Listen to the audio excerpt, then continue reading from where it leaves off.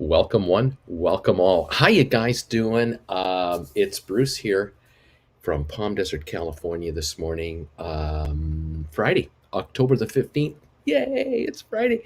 What a week. What a week. Bank earnings have come out this week. Very strong. Markets are higher. Very strong. They're up again this morning. Very strong.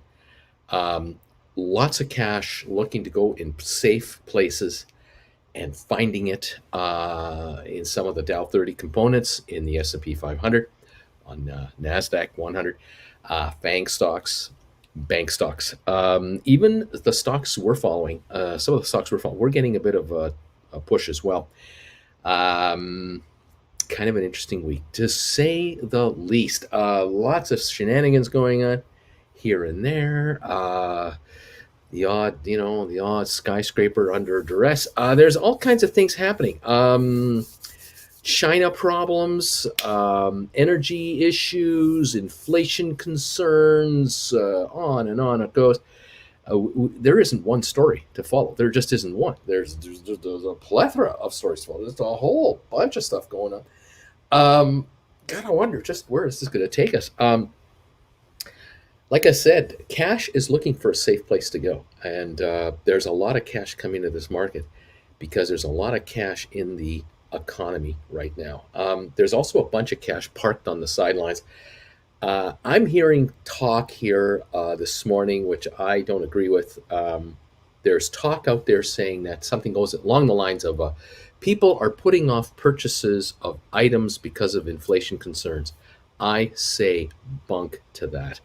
Um, I believe that people are putting off purchases for certain items because they're unavailable. They want a brand new fridge in the kitchen. They're remodeling the kitchen. They want a new fridge. They want a new stove. They want a new microwave. They want the microwave and the stove to match colors. They want the options and they want the units to talk to each other. They want whatever the reasoning is. The new dishwasher, all this stuff. If they're looking for a Whirlpool unit, a combined unit, they all want the same brand name. You operate a fleet of vehicles for your firm, and you want to order in certain vans for deliveries and all that. You want the same vehicles. You don't want this. You don't want five of these and four of those and eight of those. You want the same ones. So you're putting off the order until you can get the same ones. When it comes to the executive cars, the executives get to drive Cadillacs, and the Cadillacs have to have a certain trim. They have to have a certain trim or higher, or we don't order. Same with people in the kitchen. Same with people in their living rooms with sectionals, or whether it's uh, whether it's your computer, whether it's your phone. It's got to have certain features, or I'm not buying it. You've held off so long buying something new because of the pandemic, the possibility of a recession, what's going to happen in the world today, on and on and on and on. You've waited this long. You're making a purchase for certain items that you only make once every decade or every 5 years or once in a real blue moon, especially appliances. You don't buy appliance every week. You don't buy appliances every two years. You're going to get the one you want. And yeah, sure, some people will cave and go, oh, I'll just get the one that's available. And I'll wait another 10 years before I get the stove I really want. Very few people do that. When you have the dough, and a lot of people have the dough, they're saying, I want what I want. And I'm going to wait until I get it. Same with vacations. A lot of people would like to go on a vacation right now. Sure, who wouldn't want to go to Europe and see Paris and Rome and some other beautiful places? But you want the vacation you want. You want to travel the way you want to travel. You want to go on the airline you want to go on. You want to stay at the hotel you want to stay at. You want a certain tour group to offer a certain tour. Uh, these aren't cheap. These are not cheap excursions, and these are once in a blue moon type things for a lot of people. There are folks out there who are getting picky, and why shouldn't you be picky? Hey, it's your money. Why not? I don't buy that people are putting off necessities of life because of inflation concerns. I don't buy it.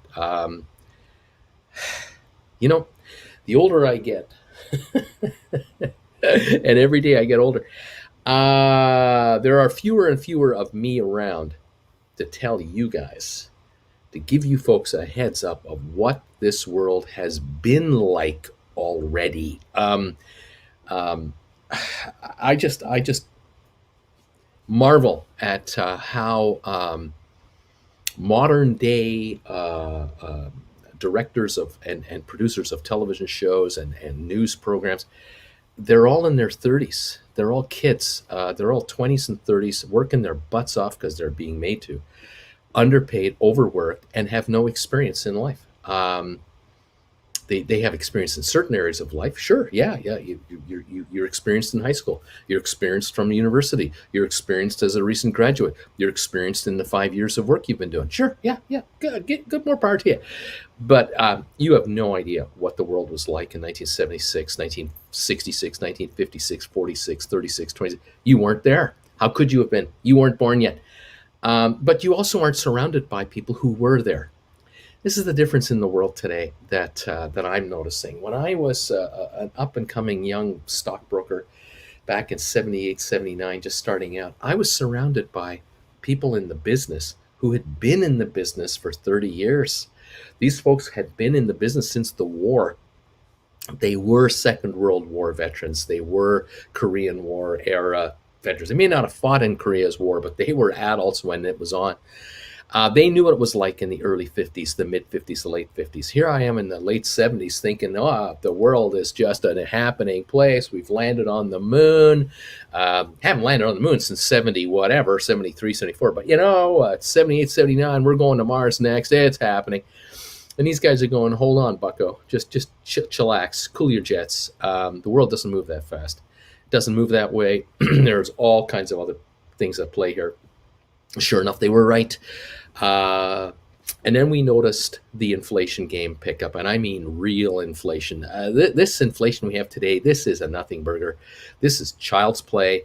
3-4% inflation, whoop-de-freaking do. This is nothing. I used to remember pay raises of 6 to 10%, and we were yawning at those, going, oh, I got a 6% raise. Whoop-de-doo. I'm losing money because the inflation is 15%. I'm getting a 6% raise. Nowadays, the world is freaking out about how Social Security is getting a 5.9% increase, the biggest increase in 40 years. The world is freaking out. The folks who are getting this raise are the ones who need it the most. They are the vulnerable seniors of the world that our moms and dads and grandmas and grandpas. These folks are not going to save a penny of this 5.9% increase they're getting. Vast majority of these folks, they've already spent this money. This money is already called for. They've already been hit with 4, 5, 6% increases in costs 2 years ago for all kinds of goods and services. This money is not even a catch-up. It is a joke. This inflation thing is absolutely overhyped and is over-promoted because they don't know. The folks in the news departments in these financial networks, they're in their 20s and 30s. They haven't got a clue what real inflation is and what it really is about and how it really works. And so you're getting this hype job because bottom line, remember this, kids. When I grew up, it was the very end of it, just as I was coming into the market, becoming a broker, the news business was still a money-losing division of every network out there. They did not expect to make money at CBS Evening News. Even with Walter Cronkite giving you the news, they weren't making money. They were losing money. The entertainment division of CBS with the Carol Burnett show and the Red Skelton show and the Beverly Hillbillies and Gilligan's Island, all these shows that made nothing but unbelievable profits for the networks. That helped pay for the news division. Because in order to renew your license, to go to the federal government and seek another renewal of your broadcasting license, you had to prove to the American people that you were worthy of the license. And one way to be worthy of the license was to have a news division that brought you what was happening in the world globally, live every day, 7 days a week. And this meant spending money in a money-losing department. And so Eric Severide and Walter Cronkite and David Brinkley and all the guys and girls who were bringing you the news, they were paid by the network knowing that the network was losing money. Even though they had ads on the CBS Evening News, they still lost money. But that was acceptable and that was the norm. But by the time I turned 25 and 30, everything changed.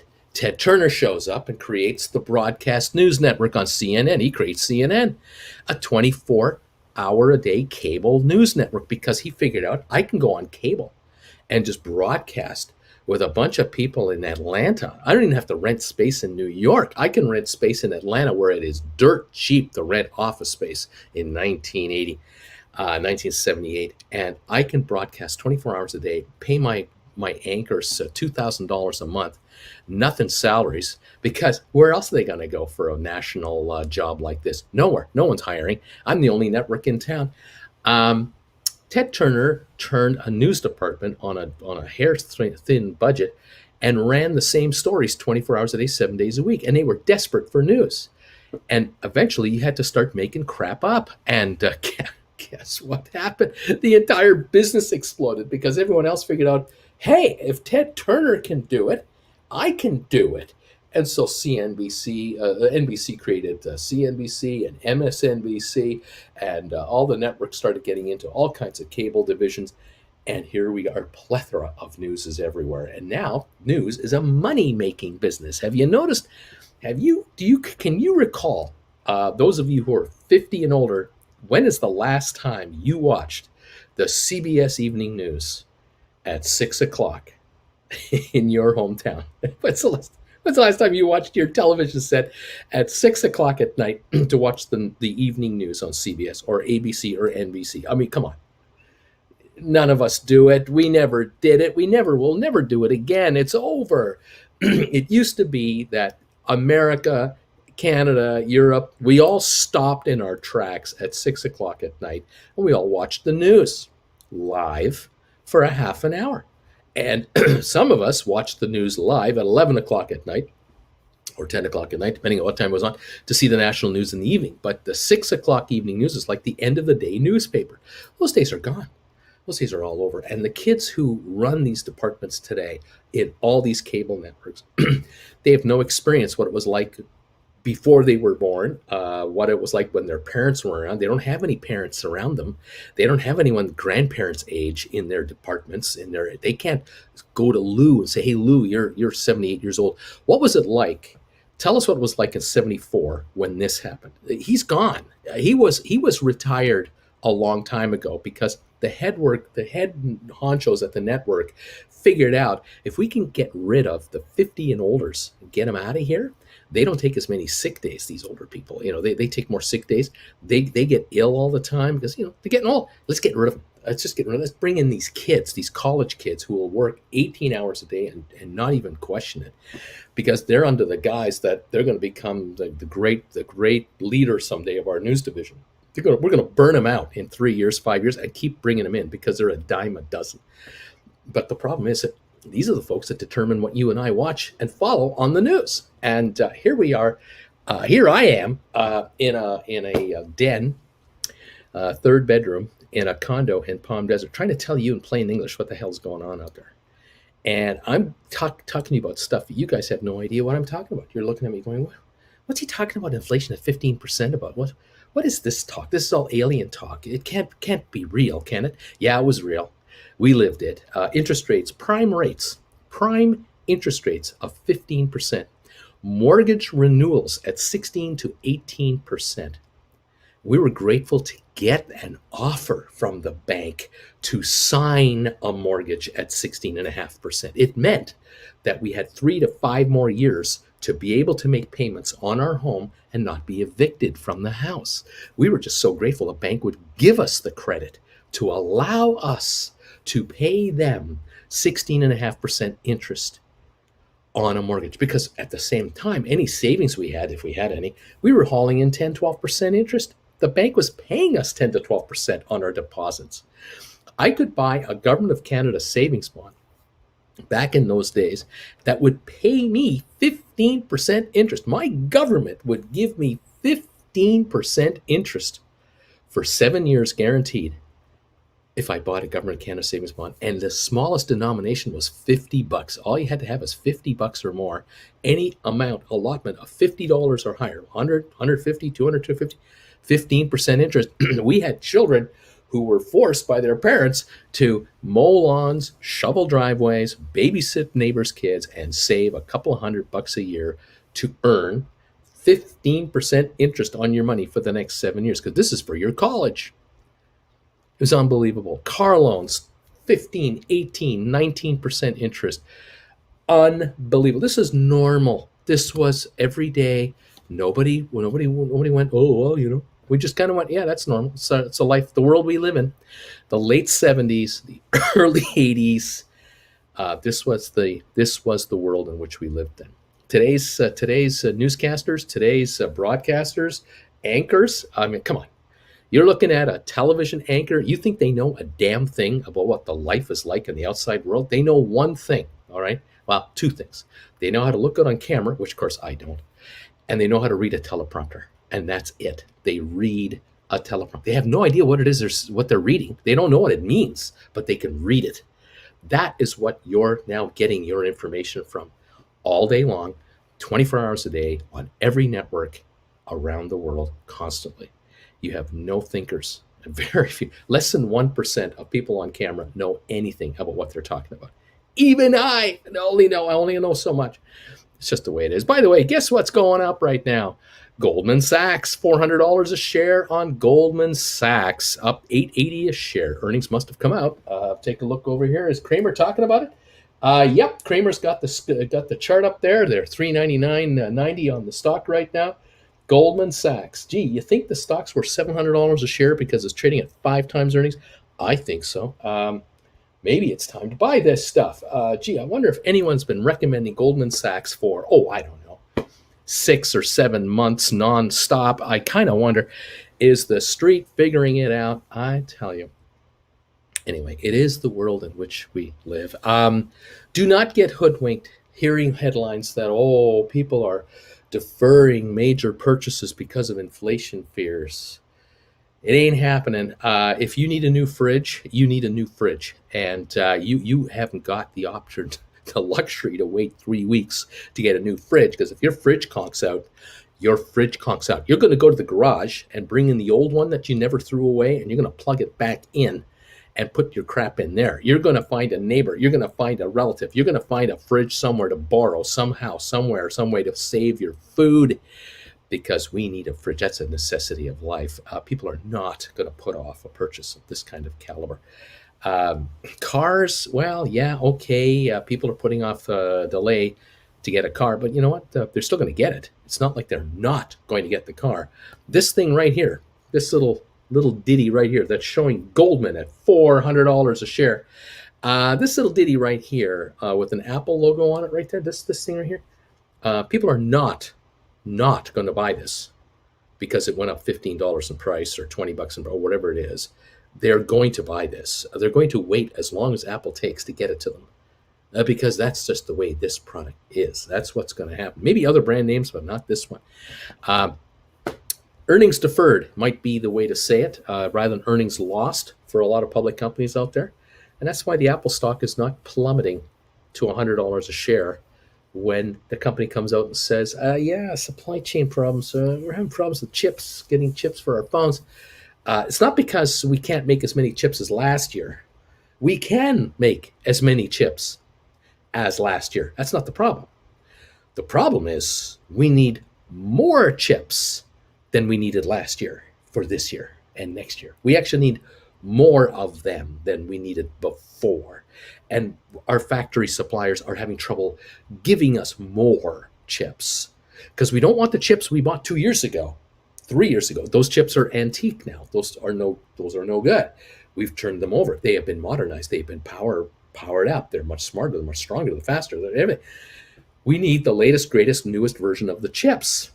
And we need more of those than we needed of last year's latest, hottest, greatest model, and the one before that, and the one before that. This is the supply chain problem that a lot of corporations are having out there. And it's the same thing with your refrigerator, your stove, your microwave. I'm not talking about the microwave at Walmart that you can buy for $79.99. I'm not talking about that one. I'm talking about the microwave that's on top of your stove. They talk to each other. It has all the settings up there and all these sensors. I mean, they're really smart, really smart. They also tell the time. Did you know that?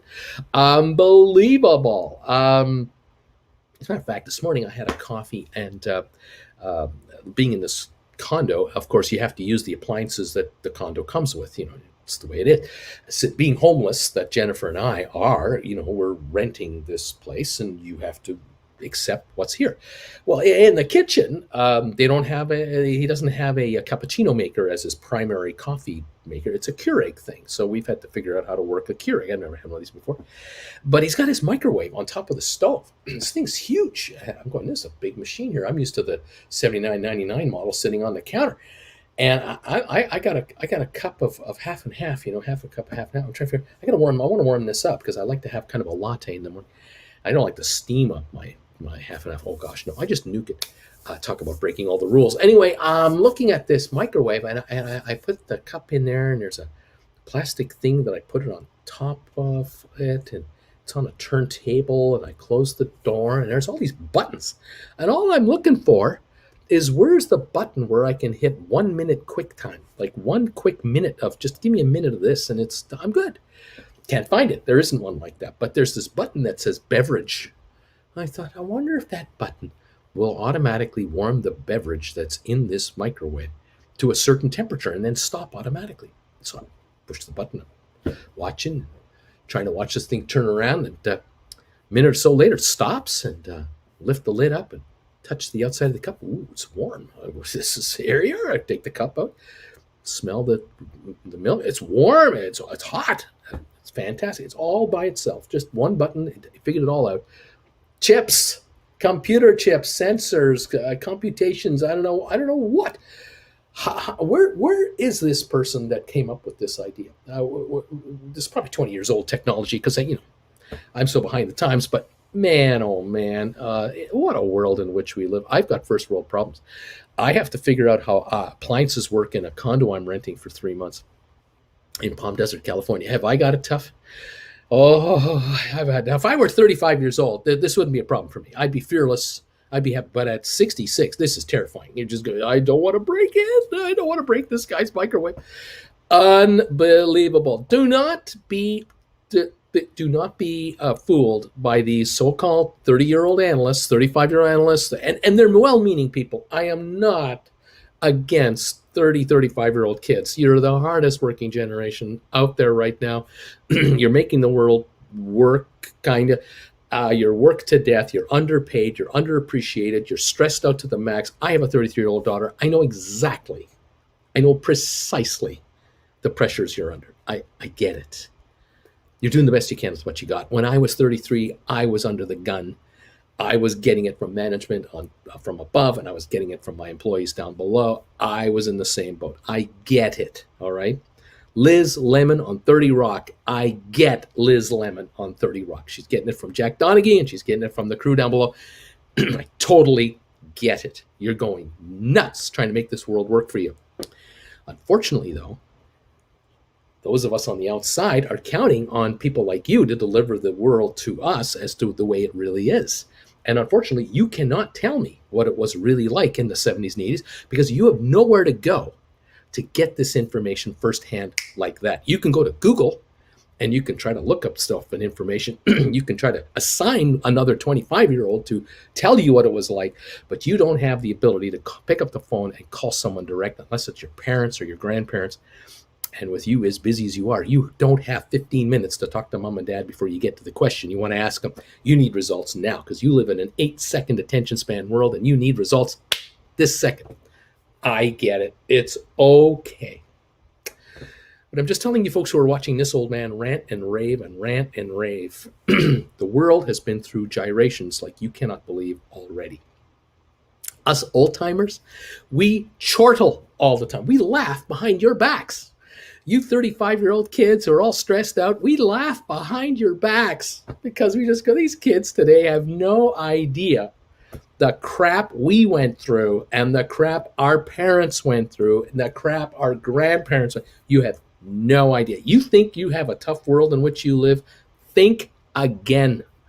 You have no idea what the world is all about. But again, it's okay because in 15, 20 years, it's your turn to chortle. You'll be the one laughing behind the backs of the kids coming behind you, the ones that are 15 years old now.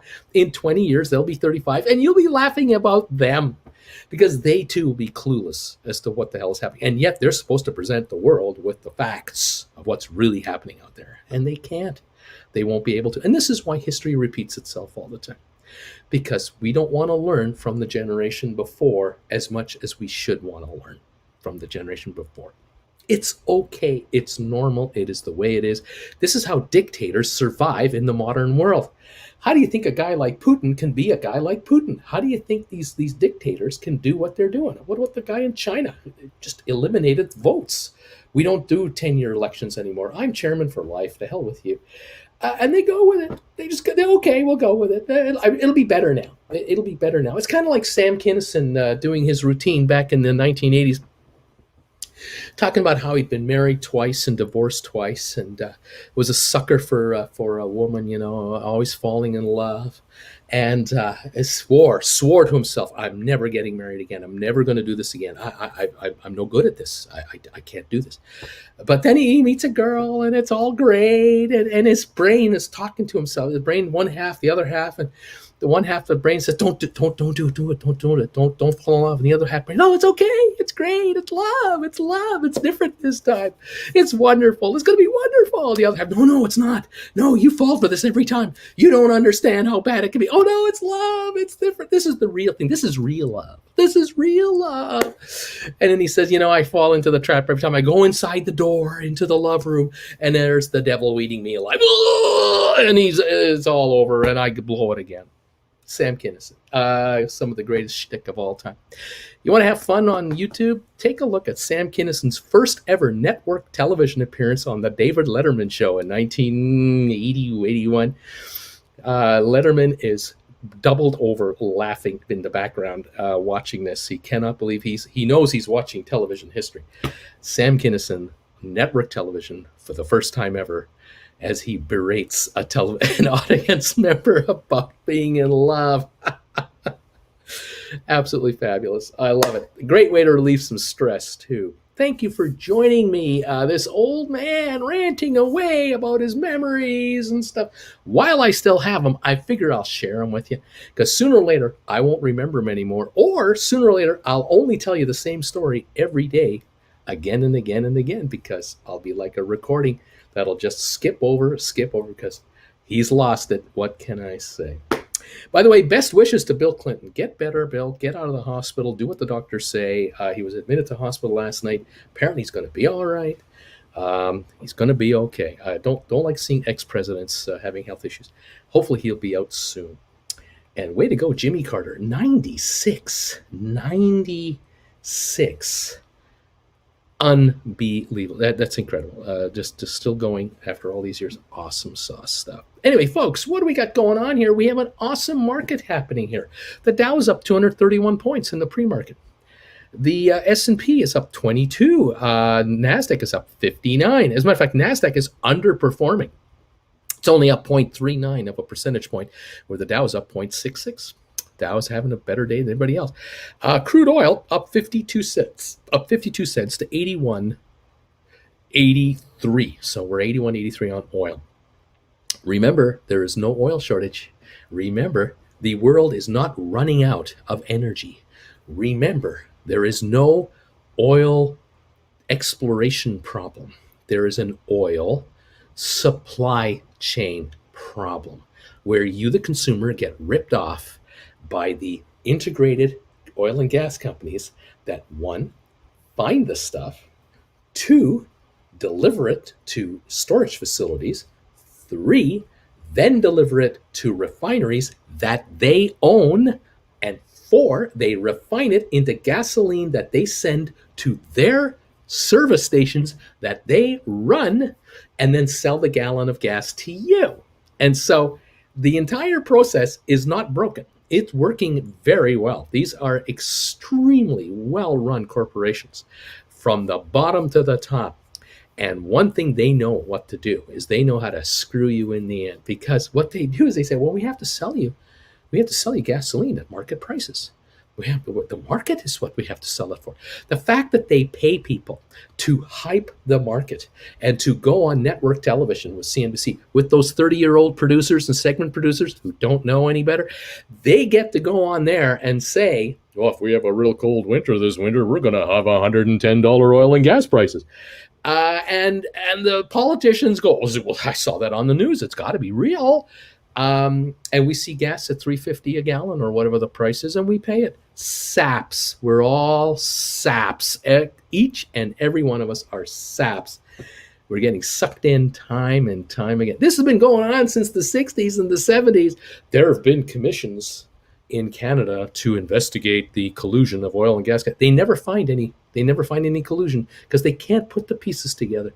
They can't figure it out that the guy and girl who work for the PR agencies that are telling the world that there's an oil problem and that there's shortages and that the prices could go much higher are actually hired by the oil companies that actually find and refine this stuff. It's incredible, the disconnect.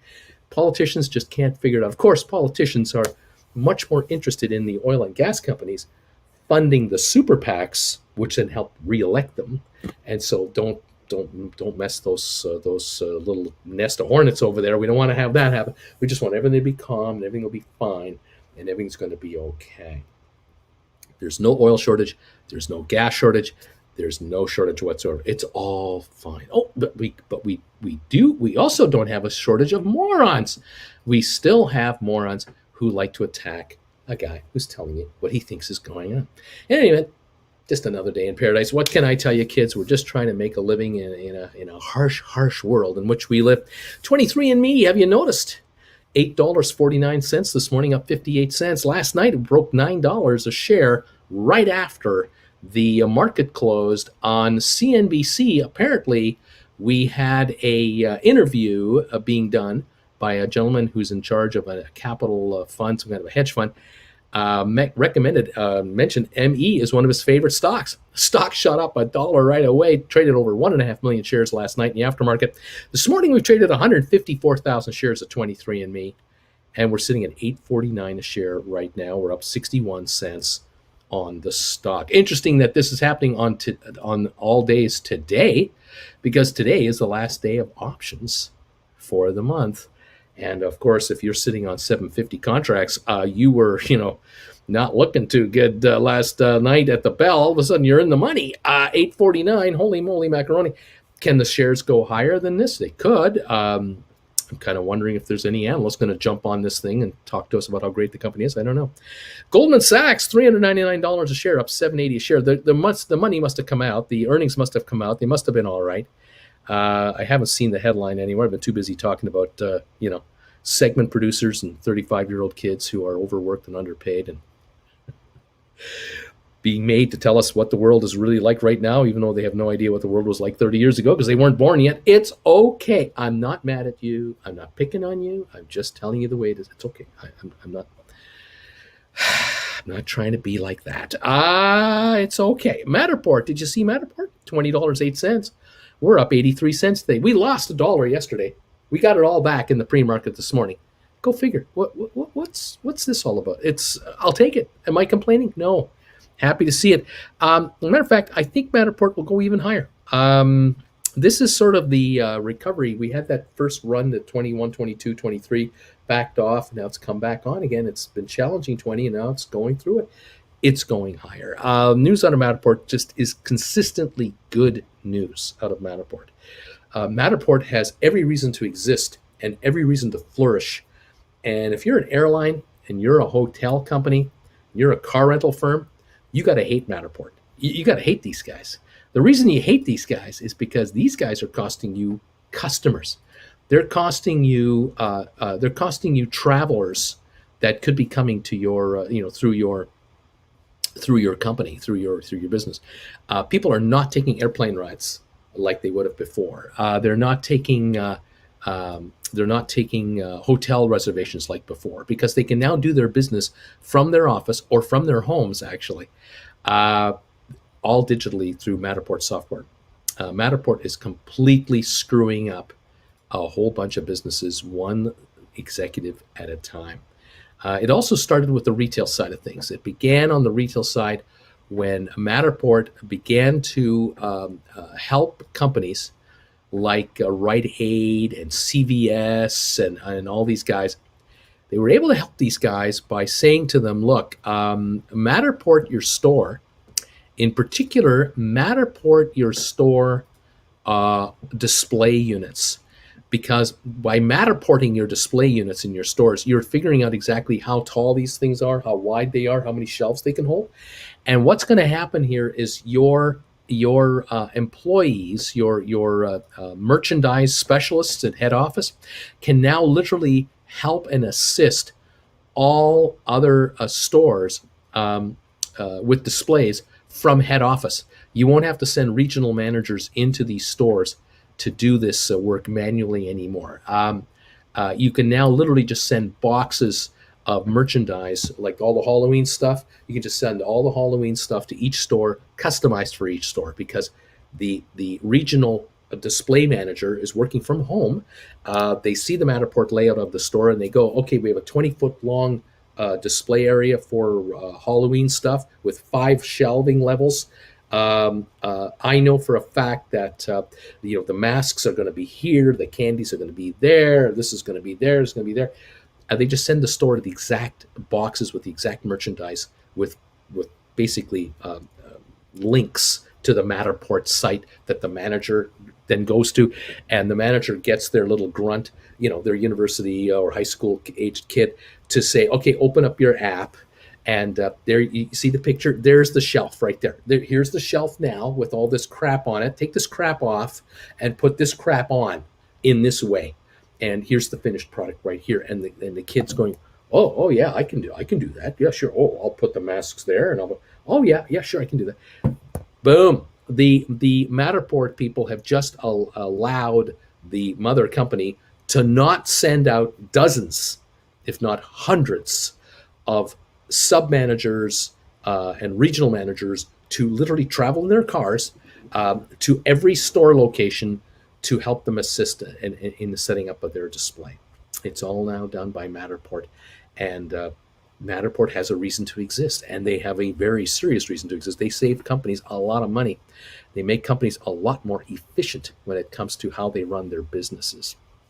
It's only the beginning, folks. There's a whole lot of stuff Matterport is going to be responsible for, and is going to assist businesses in. All right. We shifted our chat to members only because we were getting the trolls popping in here. The non-member trolls were coming in. Got rid of those, I hope, for now. We'll keep an eye on that, see if any more come back under the other side.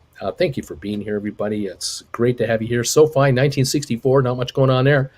Goldman Sachs, we're at 399.83 on Goldman. So that's looking all right. We've got Spire sitting at 639, up a dime on 12,000 shares. Wondering if any kind of a squeeze is going to happen on Spire. 23andMe, as I say, now 849 on 159,000 shares so far this morning. That's what we got going on here with these pre-markets. We're watching everything as best we can. Rocket Lab 1360, up 3 cents. The Dow is up 228. We've got S&P up 21. We've got Nasdaq up 48. Bank of America stock rises 1.1%, says the headline. Pre-market on track to open at the highest price since December 2007. I said 2007.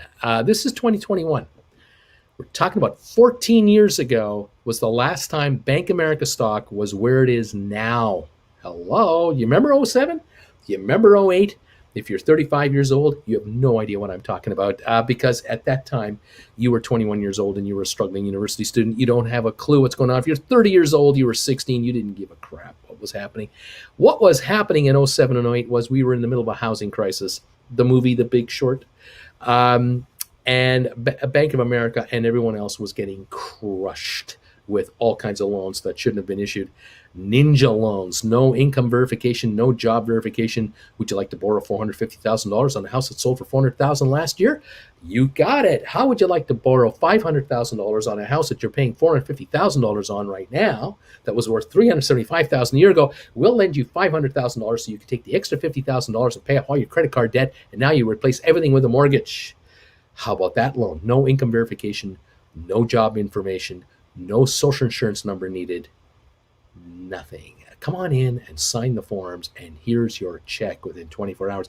How would you like to have a loan from us for an $800,000 house that sold last year for $600,000, that sold 2 years ago for $450,000? We'll give you $800,000, and we'll add $100,000 to it. You can buy yourself 2 new cars, all new furniture, remodel the kitchen, and pay off your credit cards at the same time. No income verification whatsoever. Do you think why? You wonder maybe why there might have been an implosion in the housing business in the United States. It kind of got out of hand. How about how people who were working, one job, retail job or waitresses or what have you, having 4 homes. They had 4 houses. They were renting 3 of them, and they were looking to flip them. No income verification, no problem whatsoever, because you were using the equity on the first house to borrow against the second house, to borrow against the third house, to get the fourth house. And the whole point was that the rental income you're bringing in on all the houses will carry all the mortgages. And eventually you'll start selling these homes for 20% more than you paid for them. You'll keep rolling them over. And eventually you'll be dealing with just your money rather than borrowed money. That worked for a while until it didn't work anymore. This is why Bank of America took 14 years for the stock to recover to where it was in 2007. The kind of money they're making now is the kind of money they should have been making 14 years ago, but sadly they weren't. Interesting. Goldman Sachs. Will it trade at $700 a share, which is really what it's worth, rather than where it is right now at $400 a share?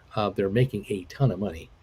They're going to be allowed to buy back more of their stock. They might be allowed to increase dividends to their shareholders. That could spur the market to go higher, because pension funds and mutual funds and ETFs will want to buy the bank stock knowing that they can get a 3% yield or a 4% yield on the stock dividend rather than get 1.5% from the 10-year treasury from the United States government. Exactly. That is what we're talking about. The old man's raving today. What can I say? Welcome one and all to the show. I'm glad you're here. We're going to see how the markets open today. We're opening at 17 minutes, following all kinds of stories, all kinds of stocks, all kinds of historical references today. And we're also watching a heist. We're actually watching a robbery take place, a hostage situation take place live for the last 2 weeks, unabated, where no authorities are coming to rescue the hostages. It's incredible. Who am I talking about? Spire Global. Talking about Spire, SPIR shares. Spire shares are still being held hostage by Hans Gruber and his foreign gang. They went into the Spire Tower. The old Nakatomi Tower is now known as the Spire Tower. And they've taken over the 33rd floor and are holding Spire people hostage over there. And what they're doing is they're basically figuring, we'll crush the market here and we'll keep the stock down at $6.39 a share, because we wrote all kinds of call options a few weeks ago, cashing in on millions of dollars of premiums. And all we got to do is keep this thing under $7 a share, and all these options will die worthless today, at the end of the market. There's no cop around here to stop us. I mean, there's a guy on the 25th floor. He's kind of a balding guy. He doesn't got much hair, and he's yelling out there about us, but no one's listening to him, because he called the fire department, and the trucks were coming down the street, and then about 3 blocks away, they turned around and went back and never came. Now he's trying to get a cop out here. Gensler, there's this guy buying Twinkies down the street here, guy named Gensler. He's trying to get this guy to come over and do a little drive by. Why don't you take a look in the lobby? There's apparently an issue here with some guys with guns or something like that. And the guy in the cop car is driving around the front of the building, and it doesn't see anything suspicious. He comes up to the front door, and it's a good-looking doorman, watching a college football game, and there's nothing going on in the lobby, and he's going back into his car. Report back that I came and took a look. I don't see anything unusual going on. I mean, the stock was $18.50 a share a couple of weeks ago. It's now $6.30 a share. I mean, yes, the shares have crashed 66% in less than 2 weeks, even though the company is in the middle of a takeover of another publicly traded company. And even though they do sign government contracts for satellite maintenance and data transmission and all, I mean, the company's doing very well. Yeah, the shares, they're only down 66%, and there's total liquidity on the New York Stock Exchange. It's not like the shares don't trade. If you want to buy them, you can buy them. You want to sell them, you can sell them. So there's no problem here. The guy, we got a call from a guy who said he saw some guys in the lobby with AK-47s, and the one guy was stealing Milky Ways from inside the counter. But we told him, look, we don't send cops out to buildings just because a guy is stealing Milky Ways. I mean, that's no call for that. And an AK-47 is the perfect weapon to have for home security. I mean, come on, you don't call a cop out for that. I mean, get real. So Spire Global, $6.39 on the open market right now, trading 13,000 shares today. And at the close tonight, if the shares close at this price, the crooks on the 33rd floor will score tens of millions of dollars in option expiry premiums that they have taken advantage of, probably from offshore accounts all over the place that can't be traced back to anyone in the USA. Just guessing, just saying. They're well-dressed European boys, with high-end IDs, European cigarettes. Just saying. But Johnson & Johnson just aren't buying it. They maybe they're going to bring the helicopters to the roof or something. I don't know what they're going to do, but I don't know about the hostages, if they're going to be saved or not. Maybe we're going to lose 25% of the hostages. We can live with that. Collateral damage. We can live with a whole bunch of shareholders getting ripped off by these guys crushing this market artificially and suppressing it. Even though yesterday we traded 1.6 million shares, doesn't matter. There's nothing to see here. There's nothing to see here. We don't bring in the authorities with the car just because you're stealing a Milky Way while you're holding an AK-47 in the lobby of a building. We don't bother with little misdemeanor things like that. So, well, let's just see what happens. I guess, I don't know. It's what we're watching. So much fun here. Another day in paradise. It's kind of like a Die Hard movie, Here we go. Oh, here we go with the Die Hard references again.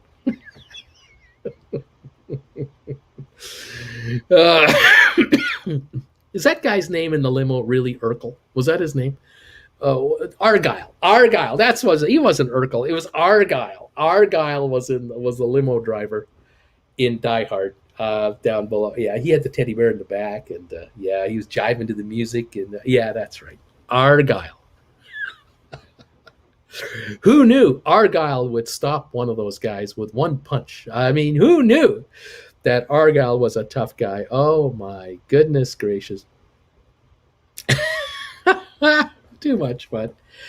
Oh gosh. Gregory says, hey, Uncle Bruce, you might consider changing your class lists in the description to being hyperlinks. One click instead of going to the website might get more students.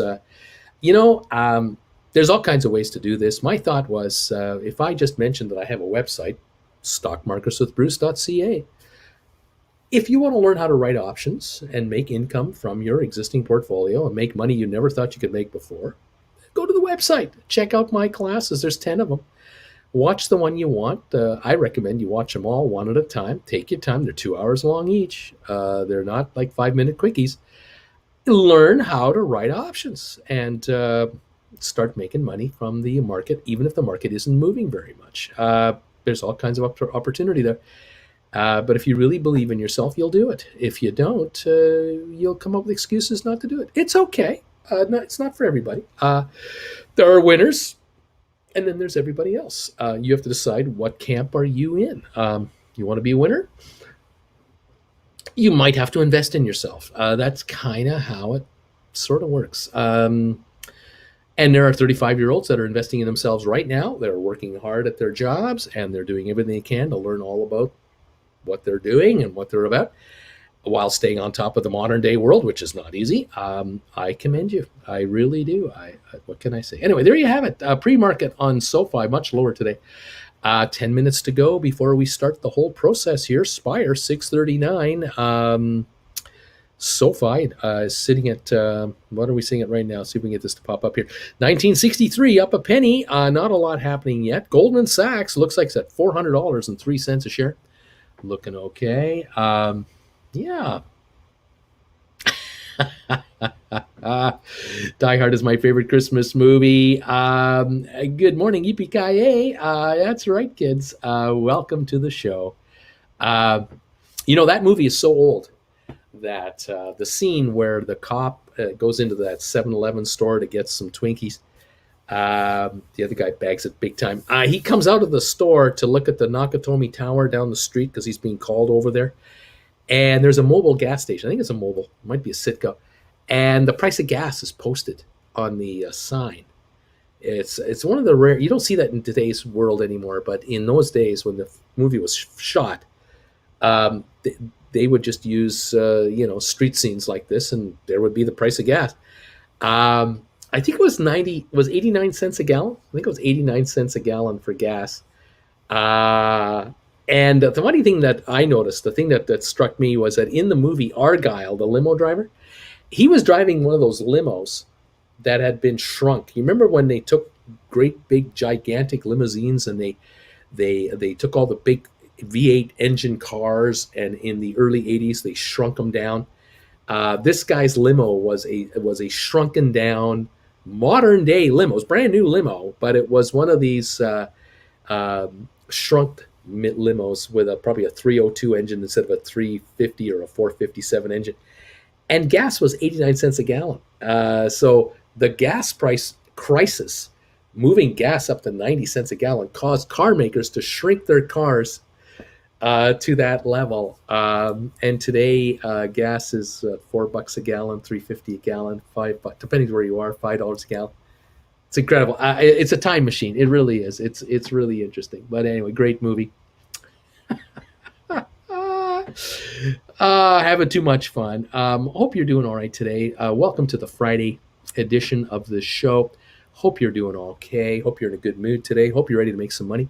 The market looks like it wants to make us money. We're up 235 on the Dow, 21 on S&P, up 43 on NASDAQ. So we got to be happy about that. We've got stocks that are up in the pre-market. We got to be happy about that. I mean, how can we not be happy? ME still at 846, up 58 cents. 167,000 traded this morning, 1.5 million last night. In the aftermarket, after the recommendation, 401 on Goldman Sachs, going higher on Goldman.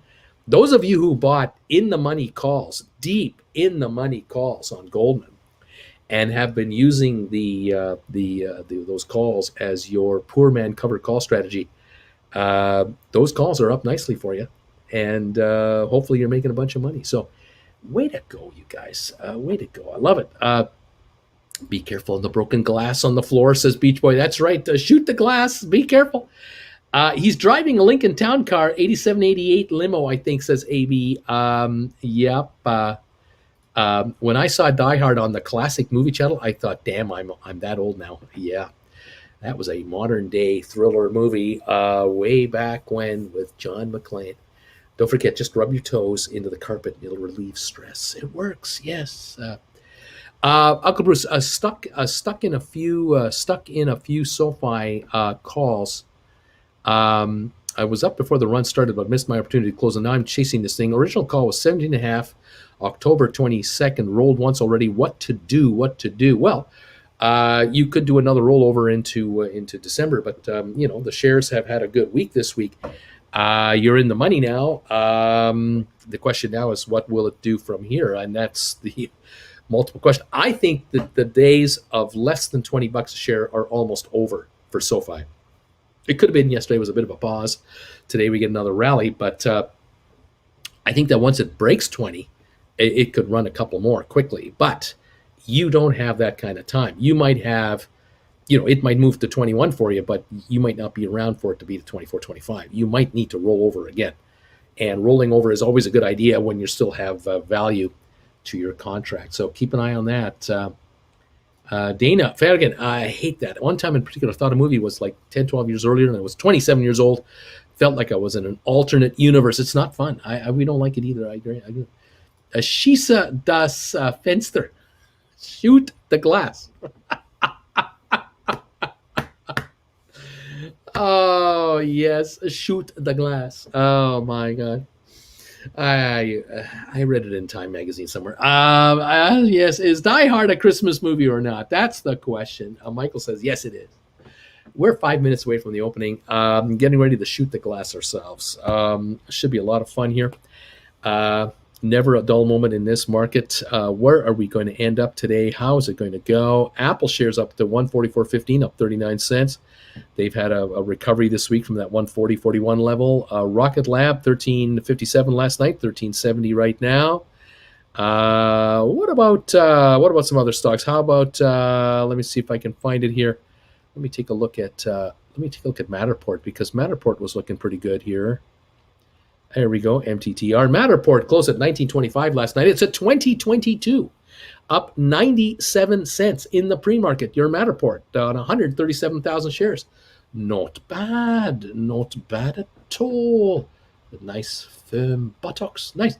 What movie is that from? Let's see. Of course it is. It's a Christmas movie. Good morning, all from Oscar. Bruce Willis was our last chance, or last choice to play John McClane. Audience thought it was a joke, a comedy, a drama. Given an auction hero, they were wrong. That's exactly right. It worked out. The test audiences, it worked out. Mr. Willis has done quite well for himself. Matterport up $1, 20.25 on 135,900 volume. 2 minutes from the opening. We got an okay opening coming through here. Well, what can I say? We're up 228 on the Dow. We're up 18 on the S&P. We're up 30 on NASDAQ. We're up 76 cents on crude oil. We're getting ready to start clapping the opening in here, see what's going on here. It was definitely a Christmas movie. If it wasn't Christmas in the offices in Nakatomi Tower, didn't have the Christmas party, the movie wouldn't happen. Exactly. Had to have the Christmas party. And that's why John McClane was flying back for Christmas. Exactly. Bruce, have you seen Hot Fuzz? I don't know if I have. I probably have not. Yeah. 402.65 on Goldman, up 11.55 in the pre-market. I guess the numbers were good, huh? Yeah. I guess the numbers were okay on Goldman. It's only $300 away from where it should be. $700 stock, pretending to be a $400 stock. Goldman Sachs beat Wall Street target as investment banking revenue jumps. Goldman Sachs sees increased likelihood of monetary policy tightening in near term due to inflationary pressures. Goldman Sachs repurchased $1 billion worth of stock during the third quarter. Goldman Sachs headcount at the end of the third quarter, 43,000, up 5.4% from the end of the second quarter and up 5.1% from a year ago. These are all positive announcements on Goldman Sachs. Kind of announcements that the street loves to read and see, and they react to it. 402.50 on Goldman Sachs, on its way to $700 a share, because that's the kind of money they're making. It's just what I'm saying. Nothing personal. They're just making money. 6:28. We are less than 1 minute away from the opening, minute or so away. We're going to have some fun here, I think. Matterport 2022. Thank you, Matterport, for having a wonderful start to the day today. We love it. 23andMe. 873 just popped up 30 cents, up 85 cents now on volume of 183,000. ME is moving up. What can it move up to is the question. I know a bunch of you out there have $7.50 contracts. You have $10 contracts. You have $12.50 contracts. You're going, Bruce, ME, what can it do? I would love to see some analysts jump on top of that comment from last night. We'll have to see what's going on here. Who was the jerk reporter guy? You remember that guy? Did you get that? You remember that jerk? He was in the second movie. He was hilarious too. Boy, there were a lot of good one-liners in that movie and some really great cameo pieces. He made a good living on the second movie too. 23andMe up 82 cents, 872. How about that? Holy moly macaroni. We're up 239 on the Dow, up 20 on S&P. We're up 31 on NASDAQ. Coming into the opening, which is right now, is Larry here? Yes, Larry's here. The bells are ringing. Larry's ringing the bells. You know what that means? The market is open. It's official. We're on, baby. We're here. We're rocking. We're rolling. We're hoochieing and coochieing. Let's have some fun today. Oh man, never a dull moment in this world. It's so much fun. Let's see what the market wants to give us to sort of start things off. It's been an interesting pre-market, to say the least. And let's find out what we've got going on right here, right now. ME is trading at 788. We're waiting now. This is pre-market. We haven't got the full quote yet. We'll keep an eye on that. 864. We're jumping around. Rocket Lab 1362. It would appear. 110,000 shares traded. Up a nickel right now. SoFi 1952 on 666,000, down a dime. GameStop up 51 cents, so 184.34 on 38,000. Matterport 2010 up 85 cents on 257,000 pre-market. ME 872 up 84 cents. A nice 10% up move like that on 611,000 shares. We'll see what kind of follow through ME gets all day long. Smart Rent up another, was up 27 cents yesterday. I don't know what it's doing yet. We'll wait for that. Spire, that's the Nakatomi Tower story. Spire Tower, 643 up 14 cents, 59,000 shares traded. It's only $10 away from where it should be right now. Will it get there today by the close because of those options? I don't know. We'll see how Spire reacts. 643 last trade. ATIP 357 up 6 cents. Cyxtera down 11 cents on 2,900 shares. Not much going on there. ATIP, let's see, up 3, like I said. AMC down 3 cents. Robinhood up 32. Vanek is that ETF's 261 now, up 73 cents. As a matter of fact, 261 up $1.19. Home Depot up 264. IBM down 16 cents. Big $2 gain yesterday, almost 3. The Dow up 207 points. We got S&P up 20. NASDAQ up 45. The pre-market was not kidding. Really good market there. Power, Microsoft at 301.80. It's off 95 cents. Had a big gain yesterday, and it's coming on again. Apple up 4 at 143.80. It's up 4 cents. 143.80. Tesla up $6, 8.24. Bed Bath Beyond up 19 cents to 14.61. BlackBerry up 4 to 10.30. Royal Caribbean up $1.39 to 88.30. Goldman Sachs 397.70 up 6.50 at the moment. Now 398.02. And they are crushing estimates on strong earnings. No surprise to me. Still showing 7.3 times earnings, but I don't think that's accurate. I think it's trading in the fives. 5 times earnings, 5.5 times earnings is all this stuff's trading for. This is a bargain at 397.99. But then, what does this old guy know? We're up $6 on Amazon. We're down $1 on Facebook. We're up 5 on Google. And that is our early morning market right now. Let's keep an eye on some of our faves here. Rocket Lab at $13.45 a share, down 12. SoFi, $19.48, down 14 cents. GameStop down 43. Matterport, $19.74, up 50. ME, $8.58, up 70. Smart Rent looks like it's unchanged. Aspire down 2 cents to 6.27. I think there's some manipulation going on there. ATIP up 3 cents and Cyxtera down 11. Those are our early morning first thing in the morning quotes here. We're watching everything go through. The Dow's up 221, S&P up 18, NASDAQ up 38. We should have green across the board with this kind of power coming into this market. Well, let's just see what's going to happen. Wow, what have we got going on here? We need ME to go to 14.50 today so I can break even on the first options I ever purchased on the recommendations from this channel. That's all we need. Happy Pappy, that's all we need. Nothing serious. We just need ME to go up about $6 from here today. That's it. What else? Goodenough with the electric saw. Oh my! It was too bad about Goodenough. He was the bad guy. He was Carl Gruber, the brother with the long blonde hair. He went on after that movie to make a couple of commercials. Mm. He was in the Money Pit with Shelley Long and Tom Hanks. He was the conductor, the boyfriend of Shelley Long. Um, he was funny. He was a good actor. He also starred in some beer commercials in Canada. Molson Brewery was bringing out Molson Ice, and he starred in that. But he apparently passed away not too many years after that.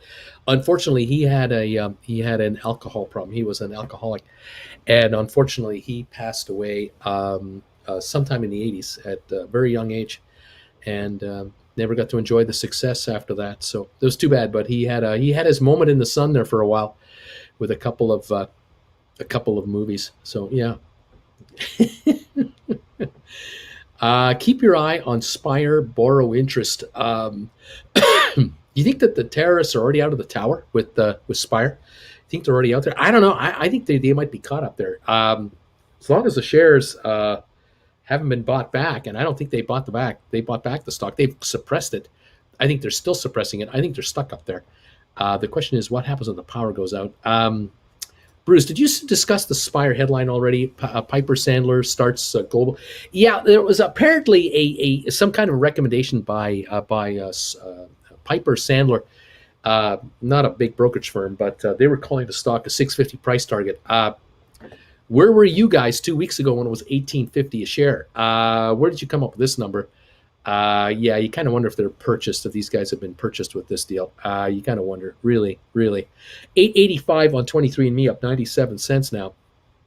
It's looking good. 891, up $1.03. Your ME is moving, people. It's now moving at 892. Very good. Spire is 631, up 2 cents. Matterport 1965, Rocket Lab down 9, SoFi down 23, GameStop 182.58. 23andMe 906. So we only need 23andMe to go to 1450 so that my recommendation comes through for one of my viewers, because if it doesn't, it's my fault. What can I say? Yeah, well, what can I say? ME's been cheap for weeks. If you haven't averaged down, it's on you. It's running. ME's running. Gonzo, that's Alan Rickman. Go ME, go. He was also sheriff of Nottingham. That's right. That's right. Let's see. Germans be laughing at Alan Rickman's performance during a bad German accent. Yes, British actor, German accent. Just hilarious. It's Hollywood. What can I say? 903, 906 on 23andMe, up 118 a share. Those 750 contracts are in the money now. The 10s are quickly coming into the play here. It's getting interesting. 909, up 121 on ME. Volume on 23andMe, 1.3 million. That's average volume for the day already in 8 minutes. Hello. I thought he was talking about Rickman. I'd been talking about the other fellow, Goodenough. He had the long blonde white hair, the brother. He was Carl. Yeah. And then, of course, there was the third brother, the youngest brother. He was the first one to get it from Will. Anyway, Uncle Bruce, I spread the word on Spire on Reddit and Twitter. Right on. Run, baby, run. Let's get over 950 on this ME right now. Let's go. How does margin interest work? Anybody want to answer that? With this ME spike, all the leverage in my over-leveraged position put ME in the Earth's core. It might catapult me back out. How about that? 1450 would be all right, Bruce. If it got there, that would be.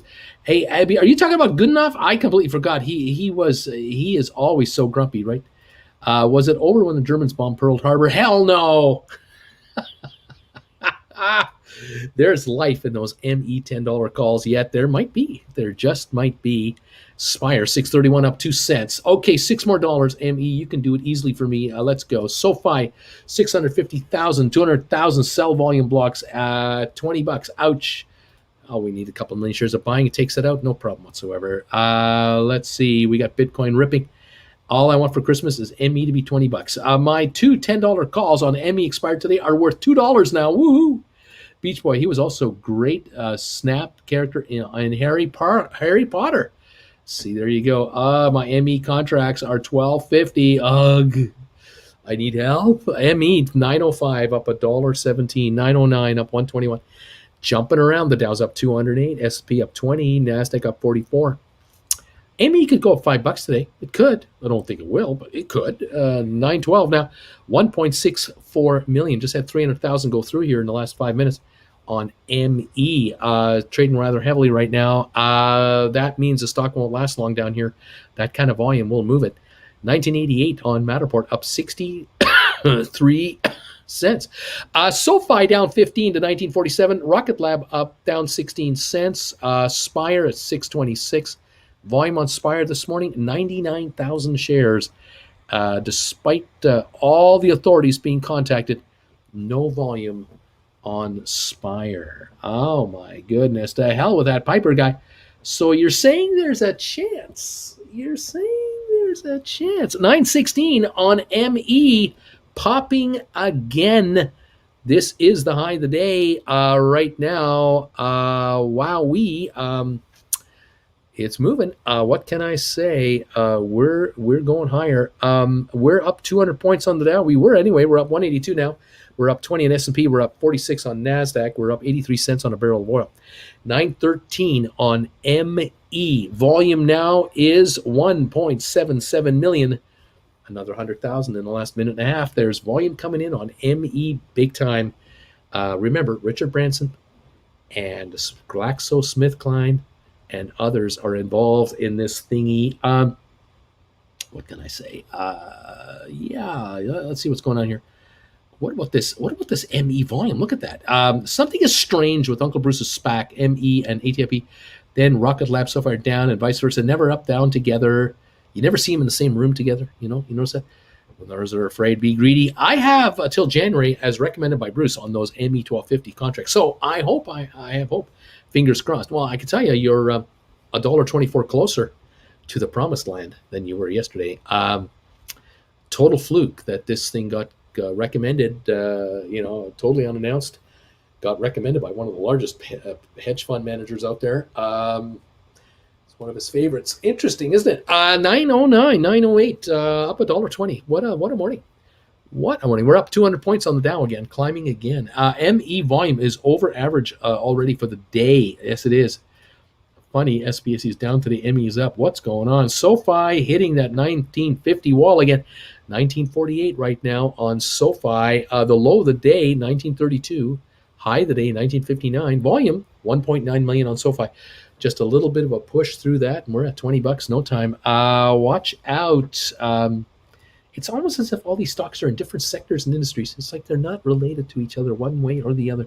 This is weird. 184 on GameStop, up 33 cents. We just went positive. SoFi down only 13 cents to 1949. Matterport, 1992, up 67 cents. ME, 901. SmartRent, unchanged. Spire, 622, down 7 cents. Like it's in its own world where no one pays attention to it.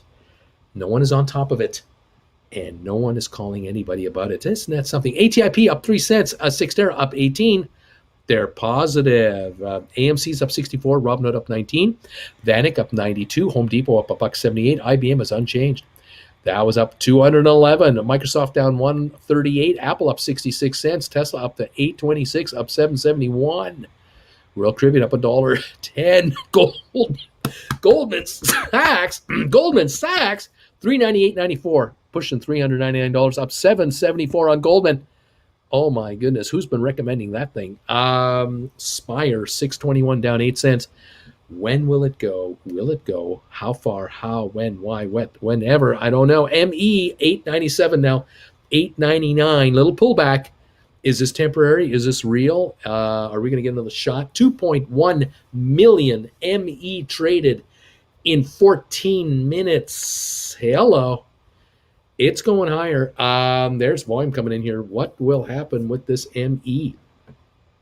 I don't know. What can I say?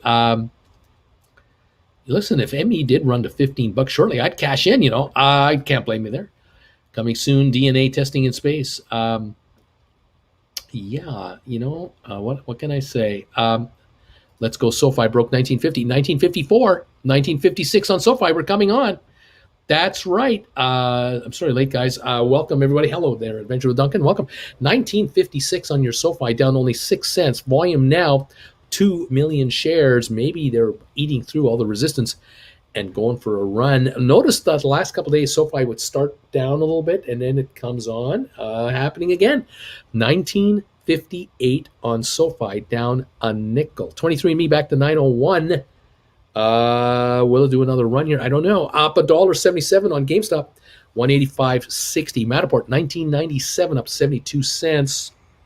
Spire down 13 cents in a sea of green. Isn't that the oddest thing to notice? Is that the oddest thing to note, that it's down 11 cents? Why would that be? Why would a stock be down when everyone else is up? Cyxtera's up 19 cents. AMC's up $1. Kind of weird. IBM's up 24 cents. The Dow's up 254 points. Why is Spire down 11 cents on a massive up day? That's weird, man. That is really weird. Gregory M.E. Late Night News made a 10% move. MJ Capital founder and president Eric Jackson named it one of his stock picks on CNBC's Closing Bell. That's right. M.E. That's right. Spire slammed right back down after a nice little climb. Isn't that something? 616 on Spire. That's odd. COXD moving a little. I still have hope for my January 12.5 calls, but I'm starting to get the feeling of unease. It's way too silent. Who will bring the news? Maybe someone will mention Cyxtera on the Closing Bell, and it goes up $2 in one day. That can happen. ME 889, 888, still up $1 on the day. Go SoFi, go. SoFi 1968, up 6 cents. Hello. We're up on SoFi again. 1974 now, up 12. We're going for $20 a share on your SoFi. It could happen at any time. We're up 12 cents on SoFi. I told my buddy about Spire yesterday. He just bought 4,000 shares. Here we go. All right, cash out of my calls at 15. Just buy more Spire paper. SoFi 1974 right now. Hello, family. We're richer this week, says Sean and Wendy. You are getting richer, and you're going to keep getting richer. It's pretty clear the shorter is going to win this battle today and keep it under 750, but we can hope that they get greedy and enjoy the ride back up when they reverse the curse. Aspire 620, down 9 cents. Is what we got going on here. 1971 on SoFi, up 9 cents. GameStop up $1.37. Matterport 2006, up 84 cents. ME back to 893, up $1.05. SmartRent up 9. Spire 620 a share, down 9 cents. ATIP up 4.5. Cyxtera up 19 cents. IBM up 54. The Dow up 226. Ooh, you've got some action here. Happy birthday to Kenny G. Bought 5 more at GameStop to celebrate. My brain is halfway shut down today. Bear with me. Another opening salvo around 42,000 volume to crush the price of Spire. I love it when Uncle Bruce gets his horse race caller voice on. It's on. Thumbs. Hit the thumbs up for Bruce. 620 on your Spire. Down 9 cents. Underperforming. 617. Down 12. 23andMe, 891, 892. Matterport, 2002. SoFi, 1971, up 9 cents. Gone green here. Everyone going green. Let's see what's going on. My, oh my, oh my. The Dow's 250-point climb is being led by Goldman Sachs, up 595 to 397.15. United Healthcare, Visa, American Express, Caterpillar, Home Depot, JP Morgan, McDonald's, Travelers, 3M Company, all leading the Dow higher. There are 3 losers on the Dow. Microsoft down 87 cents, which is actually coming around. Nike down 8, Cisco down 4 cents. Those are your losers on the Dow. Everyone else is up, positive, climbing. Looking good, man. Looking good. Most interesting day here today. Spire. Spire limits being lifted, being filled. Feels good, man. Spire fills. 619 on the Spire, down a dime. ME 894, up $1.06. 895. Matterport 1997. GameStop up 163. SoFi up 7 to 1969. Rocket Lab down 23 cents. What is going to happen? 246 gain on the Dow, 22 on S&P, NASDAQ up 44 cents. Interesting start to the day, isn't it? Never a dull moment here. We're up 19 on 6 We're up 6 on ATIP. AMC holding $40.79, up 72 cents. Robinhood up 36 cents. Apparently, a bunch of Robinhood stock is coming out in the next week or so, talking about releases of stock. The group that bailed out Robinhood when Robinhood almost went out of business during the GameStop run when they restricted you from trading your own stock. That company that put in $3 billion to keep Robinhood from bailing and going under, they're going to be allowed to start selling their stock shortly. SEC has ruled that they're allowed to. They're going to be allowed to start selling. So there's talk about pressure on Robinhood stock soon because these guys are going to want to get some of their cash out.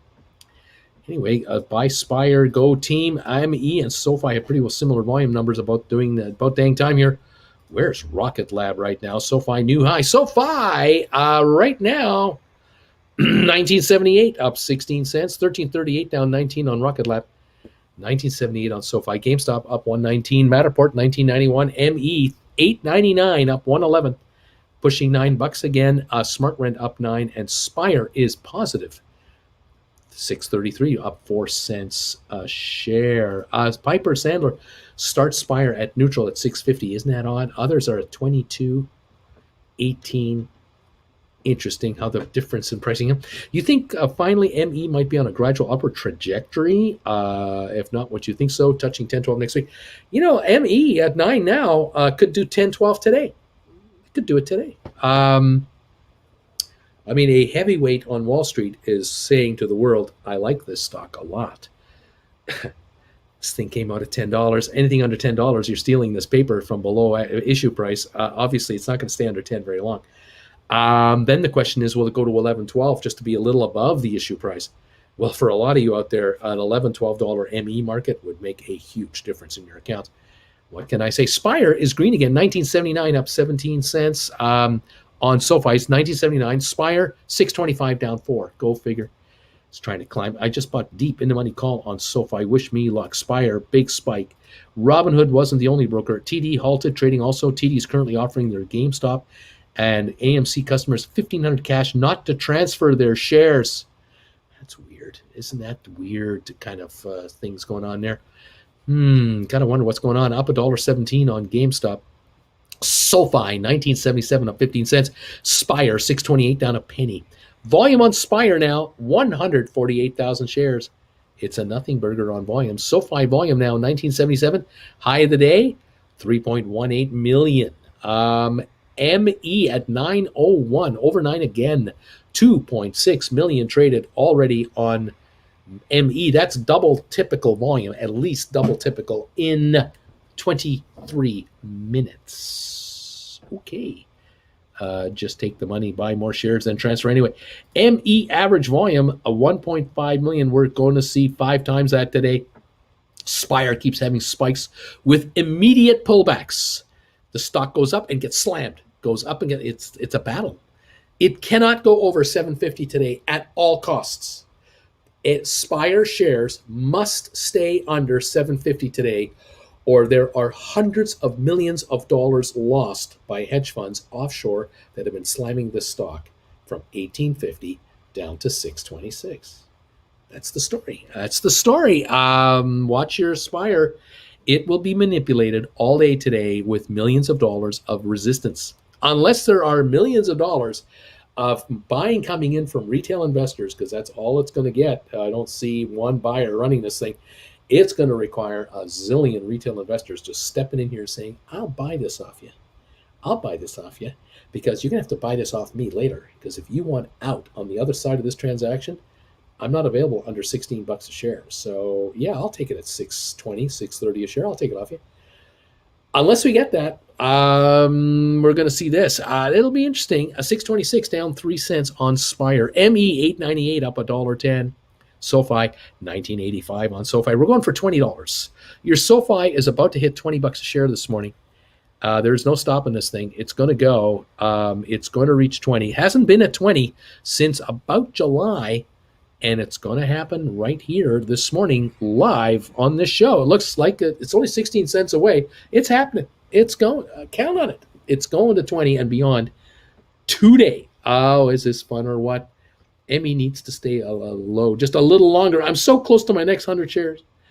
Um, the payment for order flow brokers are having a lot of trouble locating GameStop shares to transfer to computer share. Isn't that interesting? We're up 159 on that. GameStop. Spire still asleep, not looking good at the moon. 626 down 3 cents. Emmy 896. SoFi new high 1981. Go SoFi. The remaining calls I have for October 29 are up 49%. If Emmy hits $20 by January, I'll have a 10 grand profit. If it spikes to 15, 16, I might score that on volatility. Little time left if it pops around here, maybe next couple of weeks. Mr. Seneca 20, don't forget to cash in. Vash, people are saying take the money and do it anyway. Be sure you didn't agree to something by taking the cash. Rob, what if we all just out and out put in buy orders for Spire for $7.50 at $3.59 today? What if we just do that? Wouldn't that screw them up royally? I don't know. 623 down 6 cents on your Spire. $9 on your 23 and me. Oh my goodness. Here we come. $20 on SoFi party. 1982. Come on, SoFi. Let's hit 20. BTC back to 60,000. Mr. Seneca, my name is Jones. I've been cashing them all week. These are the ones I've left to let it ride. Bruce, thanks for everything. Can an increase in IV make up for a deficit in the price of an option we hold without the stock actually going up? Well, options can go up in value even if the stock doesn't go up. That can happen. A lot of buying on a contract will move a contract price, no question about it. Let's see. What else is going on? I'm pretty sure Spire keeps it under 750, but I bought tons of 750 calls for this February, so I feel pretty good. Let's see. My $10 SoFi January 2023 can literally a call literally makes me want to break out the money dance if they do like they do in their commercials.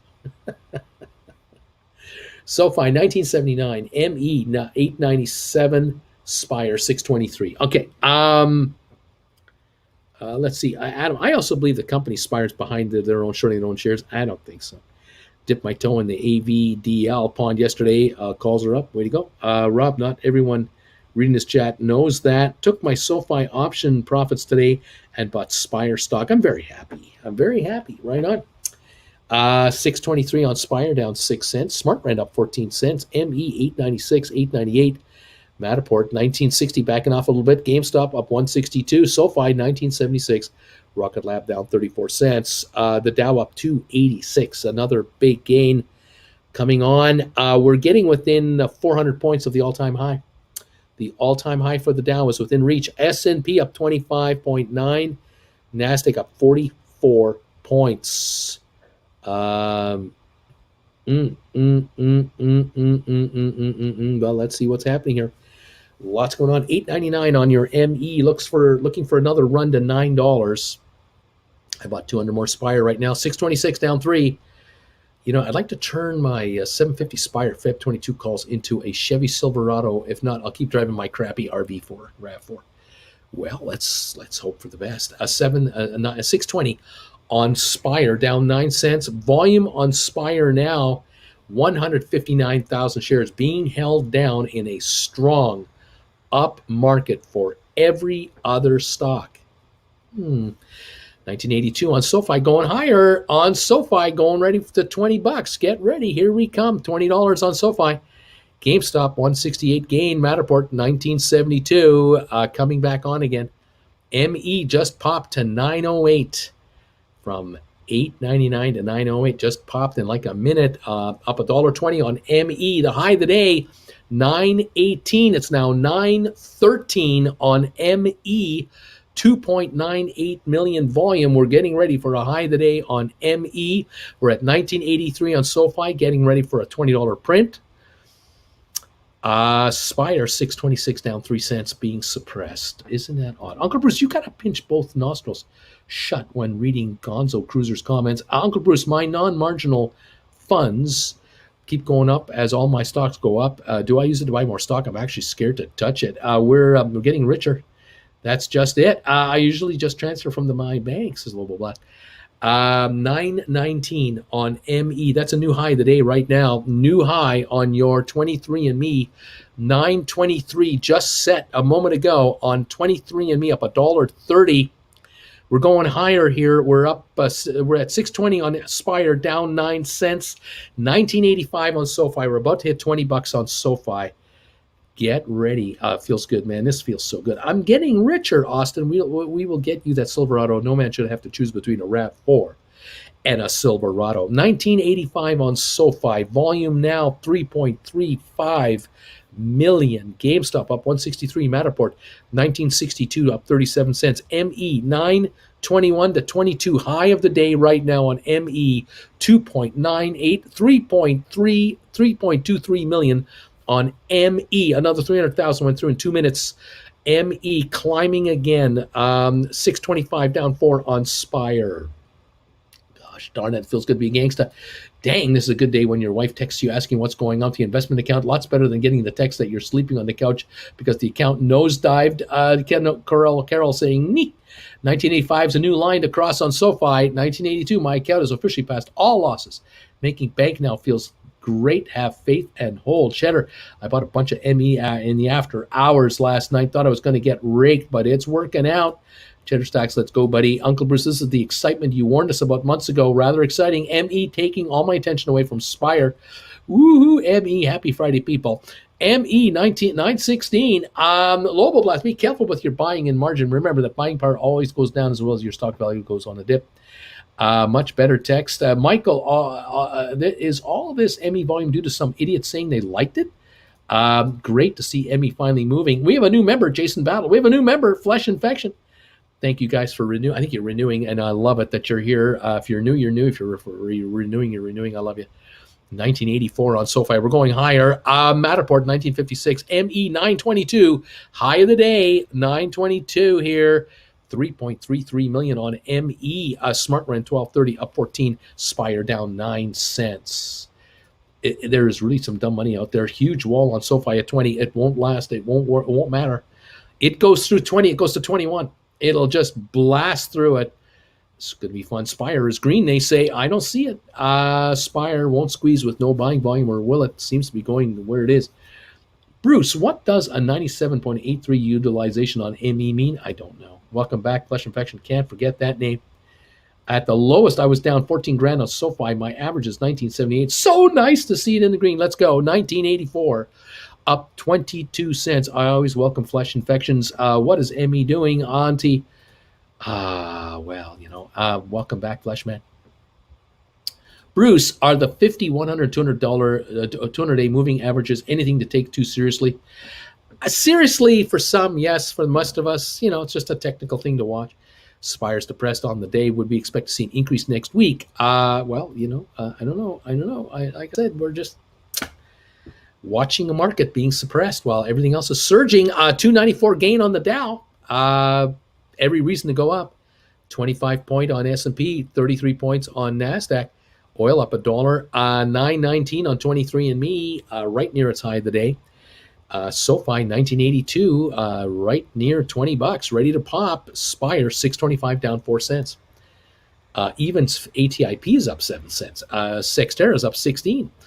IBM is up 78 cents. I mean, hey, come on, man. What is the dealio here? Goldman at $399.90, trying to break 400 a share again, and it will, and it'll go to 700 a share within the year. How about that? Spire keeps going green 1 cent before falling back 8 cents. Buy Spire, it's a bargain. Those 950 calls on ME were so cheap. SoFi 1975, 1976. Ooh, 919 on ME. Spire up a penny and 630 a share. Will the buying keep coming in? Will the buying keep taking it out? Will the buying overpower the shorters? At 190,000 volume, I don't know if that's enough. Spire 628 right now, down a penny. SoFi 1974, 26 cents away from a new high of $20 or a revisit to the $20 range. And we'll see how much further it can go. Hello, Jen. How are you? I'm good. How are you? Oh, we're having all kinds of fun here this morning. Markets are up again. 310 points on the Dow. I know. Oh, we're rocketing. Goldman Sachs, 400 a share. It's up There you go. up nice. S&P up You were saying. 27. Nasdaq up 36. We got a good run going up here. 23andMe is having a big run because it got mentioned last night after the bell. Right. Yes. It was at about 850, 860 in the pre-market today. Now at 918 a share. Just touched 923 a few minutes ago. High of the day. Looking really good. And volume over 3 million shares. SoFi threatening $20 a share. It's at 1978. It's gone to 1985 a couple times. It's going to break 20 today. I can feel that coming. Matterport, 1940. We've been over 20. We've been down here. We've been all over the place with Matterport. But ME, just right there. New high coming up right now. 923 on ME. It's coming on again. It's coming on. 925 now. 2 cents from the high today on ME. Volume now 3.52 million volume. Typical volume 1.5 million for the whole day. This is in 35 minutes. ME could break 10 today. Smart Rent up 22 and Spire. That is the Nakatomi Tower story. Yes. It is 6.30 up a penny. Then it's down a nickel. Goes up a penny, then it's down 8 cents. It's being suppressed. It's being crushed. It's being held back. 203,000 volume. The buying keeps coming in on 23andMe, but when will it pop? When will it explode? Will it be suppressed under 750 today? That is the question. Since it is a Friday. 23andMe, new high right now, 935. Just popped another dime. 937 on 23andMe. We are rocking on 23andMe at 935 a share. 937 a share, 938 a share. There it is, 938 again. New high on 23andMe, 939 just a moment ago. It is moving. Volume now 3.7 million, 400,000 traded in a minute on 23andMe. Nice. Very nice. So we now have a date, November 8th. For Get in your car and drive across the border. For what? You can go to the United States and the land. November the 8th. Vaccinated Canadians can come into the United States. RV. Let's go. Hook it up, Martha. We're driving south. That's right. To see our pals in California and Arizona. We're going to get back down to those cement ponds in Beverly Hills. Yeah. Grab your shotgun, Granny. Get on that rocker. Let's get down there. All those people. Go see Mr. Drysdale and what was the secretary's name from that bank? Mr. Drysdale and Miss Hathaway. Miss Hathaway and Mr. Drysdale. Miss Hathaway, because I know your community loves to talk about this. Miss Hathaway was one of the first lesbian characters on television. She was. Yeah. She really was. She wasn't openly lesbian, but... Well, she was about as openly lesbian as you could be. 64, yeah, I suppose. 943 on 23andMe just jumped another dime. 944 on 23andMe, kids. 945 now, 3.9 million volume. It's going for $10. SoFi, 1976. Look at that ME, 945. Look at it go. Yeah, Ms. Hathaway. Yes. It wasn't Mrs. Hathaway. It was Miss Hathaway. A 40-something-year-old Miss Hathaway. That's kind of odd, isn't it? In Beverly Hills? Not necessarily Beverly Hills. Before that, it was always, just the two old aunties living together. The two aunties. But they were always older women. The older aunties living together. That's true. Yeah, so there's nothing going on here, folks. 947, 948 on 23andMe. We're going for 950. We're going to go to 10. 1973 on SoFi. We're going higher. It sounds like you don't even really need a bagel today. Oh, God, gotta have a bagel. I'm dying for a bagel. I'm a hungry guy. You know what we got today, too? We got some of that leftover bacon. So we could do a bacon egger today. Oh, that would be a great idea. Egger. Bacon and egg. Bacon and egger. Sherman's sesame seed bagel. Yeah. With some dipping ketchup on the side. Oh, yeah. Oh, yeah. That's awesome sauce. Oh, yeah. That's awesome sauce. You got to love this. What are we going to do here? We are now on 23andMe at $9.45 a share. Pushing the high of the day, which was $9.48 just a second ago. We're up $1.57. They're coming on, kids. What's Matterport and Rocket Lab's problem? I mean, come on, man. What's your problem, man? 1955 on Matterport. Rocket Lab is 1315. SoFi 1976. ME 947 coming on. Smart Rent 1238 up 22. And Spire 621 down 8 cents on Spire. Mr. Seneca, I've been there. Getting margin calls, especially their SoFi hit the low like 15. Feels good to be back in the green. I'll just be adding, won't be touching it. Let's see here. Let's see. Hi, Bruce and Jen from Sharon. Hello there. Good morning, Jen. Later, Austin. Good morning, Jen from Larry. Uncle B, market is crazy. Should we cash this all out and put it into gold until the debt ceiling in China gets resolved? No, I think you just hold these shares and let them go higher. At 16 to SoFi. Let's go, baby. See you, Austin. Good morning, Jen. Good morning, Jen. Good morning, Jen. Butta. Who's cashing in on SoFi? Have we forgotten about the bank charter? This thing could rip to 30. That's right. That's why it'll break 20, because it's going to go to 30. That's exactly what's going to happen. 948 on 23andMe. New high of the day at 950. We are climbing. The Dow up 346. S&P up 31. NASDAQ up 48. And ME 947 to 950 now on your 23andMe. Up $1.60 on 4.27 million volume in 41 minutes. Holy moly macaroni. 1978 on SoFi.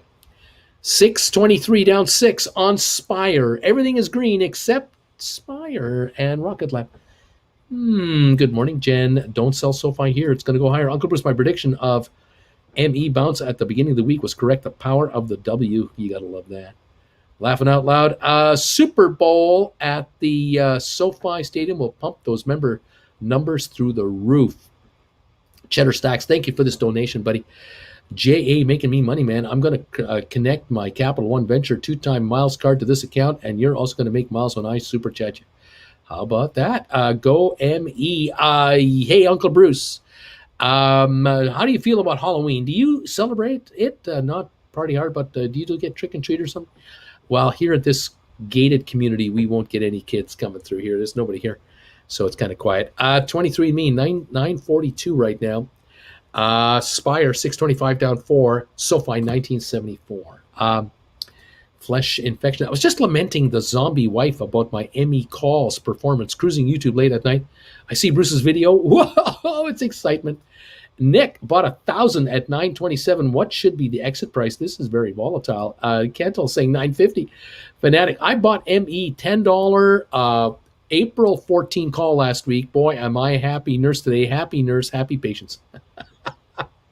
Come on, ME, hit $20 end of the month. Let's go. Uncle Bruce, I have 10 contracts on SoFi. $20 expire today. Currently, that position is at $100. Should I sell to close? I don't want to be assigned to 20 at the end of the day, though. Thank you, sir. I have 10 contracts. Did you write 10 contracts, or are you long 10 contracts? Should I sell to close? That means you must be long. You didn't write them. You're not going to get assigned. You decide whether to assign. You're not going to get assigned. You're long the contracts. You're in charge. You own them. Look, the stock's 1972. If it goes to 2150 today, you got $1,500. I'd wait right to the end. Let this market go through 20. I'm about to break even on ME since the first week after the SPAC merger. A 947. How about 954 on 23andMe? New high right now. 956 on ME. New high right now on ME. Volume 4.714 million and climbing quickly. 956.57 now on ME. New high. 958. Another new high on ME. It is running. There must be something coming up here. Looking good. SoFi 1973. We just need a little wave from there and we're on our way. Oh man. Uncle Bruce, hi, IBM, but only 3 shares and 1 contract. The split is you have to have 5 shares of IBM to get 1 share of the new company. Do I buy 2 more shares of IBM to get the 1 share? Well, you could do that. Pick up 2 more shares and hold it. You better be holding it before the record date, so make your move quick if you're going to do it. 23andMe, 960 on 23andMe, 962, 963. Climbing. Absolutely no resistance on ME anywhere. 4.94 million. We're about to hit 5 million shares in 44 minutes of volume, 44 minutes of trading. Uncle Bruce, you could dress as somebody scary. I could dress up like Hans Gruber. I could do that. He's scary. Ms. Hathaway, Beverly Hillbillies from 1962 71, and Barbara Stanwyck show 60 61, both openly lesbian in off-screen life, never married a man, hide their truths, brave women. There you go. Matterport CEO on going public and the future of 3D technology. RJ Pittman, Matterport CEO, joined Yahoo Finance Live to discuss the company going public and his outlook for 3D technology. Matterport 1948, up 23 cents. Sixtera says expands digital exchange with smart cabinets, offering on-demand colocation infrastructure with native access to configurable network fabric. Anybody know what that means? I have no idea what that means. I just think that means the stock should go up. And it's at 912, up 16 cents. Good. It's going higher. 1966 on SoFi, up only a nickel. We're down 54 on GameStop. Matterport 1946, up 21. ME 960, up right now about $1.68, 170. High of the day, 964. Smart Rent up 19, and Spire 620, down 9 cents. Question for stream views. How did you come across Uncle Bruce's channel? I'm a PC gamer, and news of GameStop flooded some gaming forums I attended. Just like that, I became us noob investors. How about you guys? Maybe that's how celebrating Halloween was meant to be done. Who would have thought ME would shoot up because one guy said, I like the stock? It can happen. ME 961, 962 coming on for another new high right now. And Uncle Bruce, what happens to IBM contract with the split of IBM? Go ME, go SoFi. I have no idea, Sextel. I have no idea. Looks like Branson's ADHD kicked in. He's forgetting all about his spice stuff. Going for ME. Thank you, Sir Richard Branson. My portfolio is up 39% in 3 months. Thanks for the classes and for sharing the secrets of the stock market. Well, you're welcome, and thank you for watching those classes. Way to go. Oh, holy Hans Gruber. ME is back with a vengeance. 968, 970, new high right now.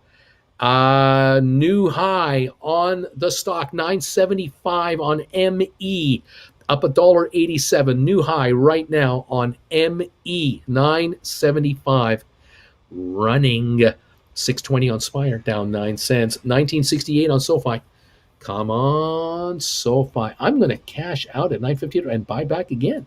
I found Uncle Bruce. I was searching for GameStop news back in late January when it squeezed. Let's go ME. I was inside GameStop. And one day someone mentioned in the eToro GameStop comments, Uncle Bruce, from there, it all started. Uncle Bruce, any idea what happens to those of us who bought IBM calls considering the split? I mean, I do not know. I have not heard any word if there's going to be any difference whatsoever. I don't know. I honestly don't know. Waiting for any kind of news. SoFi getting hit again down to 1965. 1969 I show right now. GameStop is only down 8 cents. Looks like it's coming back. Matterport still 1941. ME 973, high of 976. We're right at that high level. Smart Rent up 16. Spire down 9 cents to 620. Or he says, yay. 23andMe, January 22, $10 call. Finally, green was as low as minus 85.50. I've got rum in my hand and listening to the Rocket Man to the Moon, says Stan. Lobo, Benville, same here practically. Mark Gibson, Uncle Bruce, those ME October 15, $10 calls, almost in play now. I just cannot believe ME today, says Flesh Infection. Please don't correct too hard. Nazareth, good start meetings. Have a great day and a weekend, everybody. 967 on ME, hitting a high of 976 on serious volume here. SoFi, it's 1968. Forget health and wellness. Twinkie parent hostess will benefit from consumer desire for indulgent snacks. Did someone tell them about someone should tell them about the Twinkie. What about the Twinkie?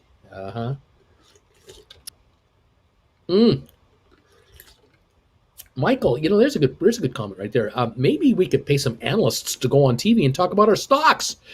How about that? AB, thanks, Uncle Bruce, for waking me up this whole markets thing, waking me up to this. Damn, it feels good to be up 10% after the first cup of coffee, says Nicholas. Looking good. 1967 on SoFi. ME 974 again coming on for another wave of buying. 974, 2 cents from the high of the day right now, and 620 on Spire. Spire volume now is 242,000, constantly being suppressed here. ME at 975, volume 5.84 million. It's about a million every couple of minutes. 975 on ME, 1 penny away from the high of the day on ME. Looks like it touched 982 just a moment ago.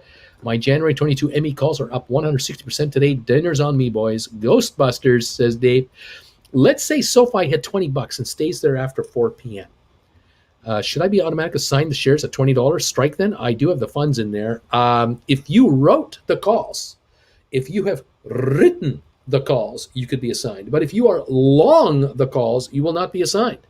You own the contracts versus you've written them. I'm not sure if anybody where you're at on this. Nathan is saying 980 on that 23andMe. We did touch 982. We definitely did. We're at 983, 984 now. We're higher again on ME. We're going for $10 here as well. I'm in the market to buy a house, says Lobo Boss. I've been using Zillow and some of the houses in the market. Use the Matterport app, and it's interesting to 3D view the house from the inside. It's a very cool technology. Indeed it is, my friend. 1967 on SoFi. Ooh, we got something going here. Hot baby. We got the bagel with the bacon and the egg and the ketchup, and so lovely. Thank you, Jen, so One of the sesame much. seeds left. It just leapt in there. Jumped in. It went for it. We got 23andMe now. 984 a moment ago. Trying to hit $10 here. Volume on ME now is 6.27 million. Average daily volume 1.5 million. Yeah, it's running. Someone predicted earlier today it was going to hit 7.5 million volume today. Now it might hit 10 to 15 million volume today, the way this is going. Bruce, get a bagel for SoFi. There you go. Oscar, cheers. Ketchup. Mr. Seneca for a lark. I bought 10 November 19 calls for ME at 16 cents about 30 minutes ago. They're up 80% now, laughing out loud. Is Zillow a big competition? No, Zillow is a complement to Matterport. Zillow makes Matterport richer because the realtors use Matterport to show off their listings on Zillow. They use Matterport to show off their listings. 23andMe hit a high of 984. It's now at 960. A little profit taking coming in here, but this won't last long. It'll go higher. SoFi 1964. What can we say? GameStop is positive again, up 35 cents. It's very hot. Okay, we're going to enjoy this bagel right here, right now. Oh my gosh. Jen's going to enjoy the patio because you know why? She can. This morning, Calgary was in the 20s. Here it's in the 70s. Thank you from Olga. Thank you, Olga, for your PayPal donation. You are the gold medal position winner right now for the largest donation on this channel today. I say cheers to you and all of you out there. Time to have a bagel. Thank you so much. Yeah. Dow's up 333. Wow, what a run.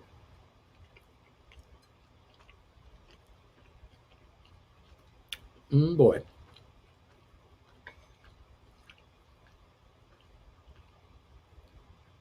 Mikey, I've seen ads recently for Redfin and Dalworth Restoration, both using Matterport tech for their purposes. Yep. Fenville, call your broker and ask so you're clear. Double check.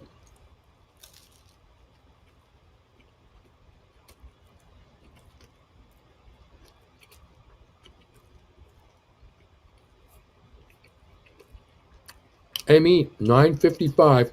Spire down 13, 616. Goldman 400 a share, up 880. 1968 on SoFi, up 6 cents.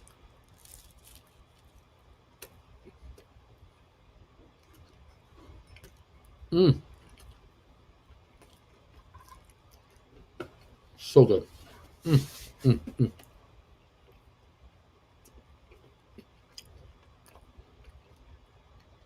SoFi 1968.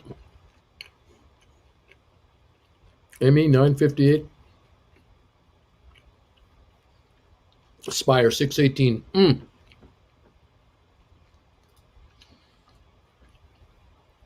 I got a nice profit of 12.78 from ME. Not bad, Uncle Bruce. I will be signing up for one-on-one real soon.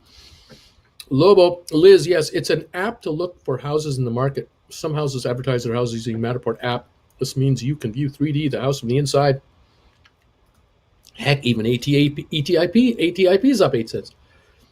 Ah, cool. Great to be here. Thanks again, says Liz.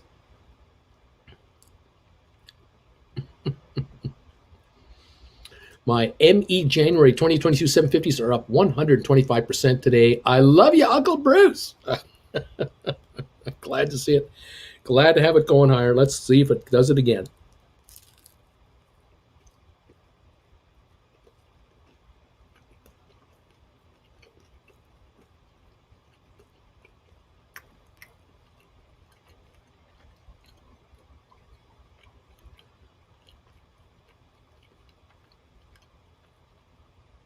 Spire 618, ME 950, 51.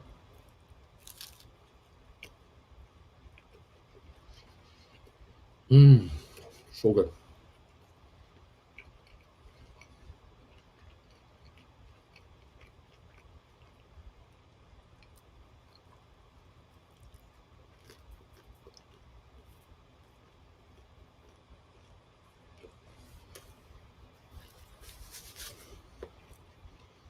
Spire 621, down 8, coming on again.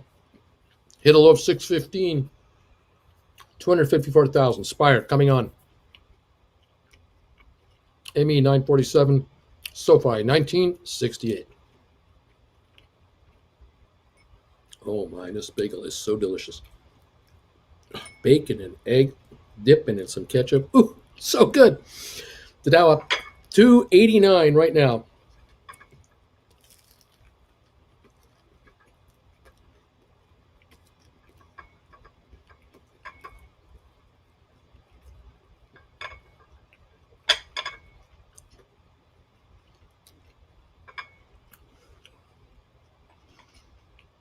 Mm-mm-mm.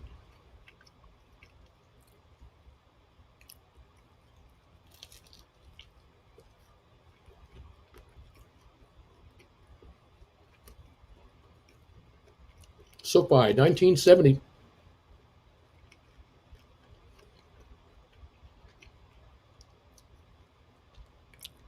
ME 952. A little better. A little better.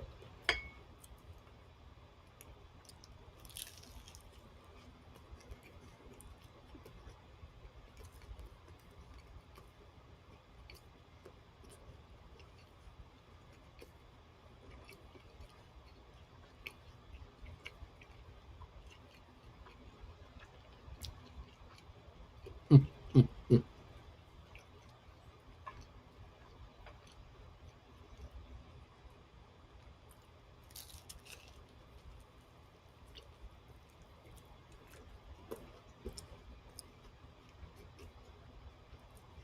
Mm-mm-mm.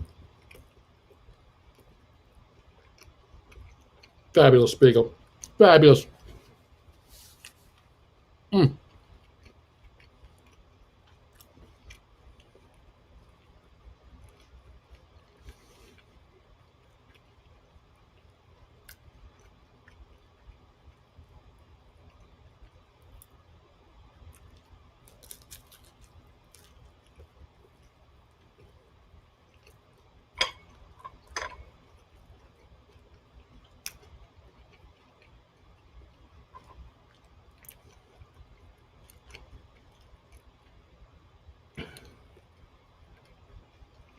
Mm-mm-mm.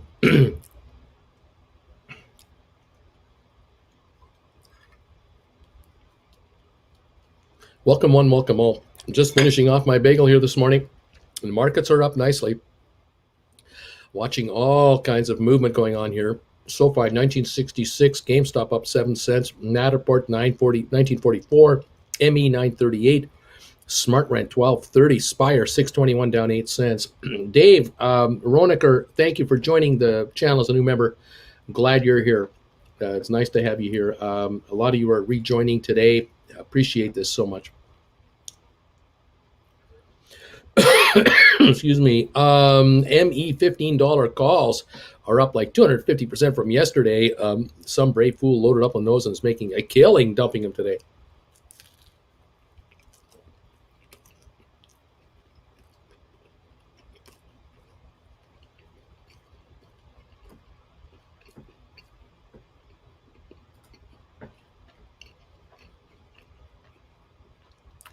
Way to go, Fenville. Making money.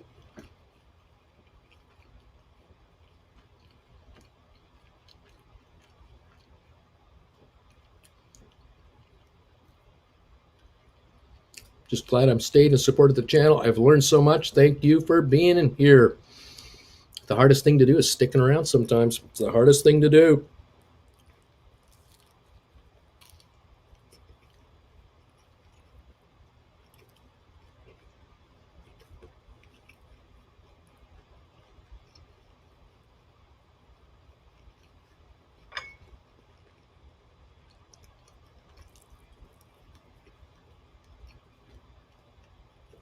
Oh boy. So good. So good. So good.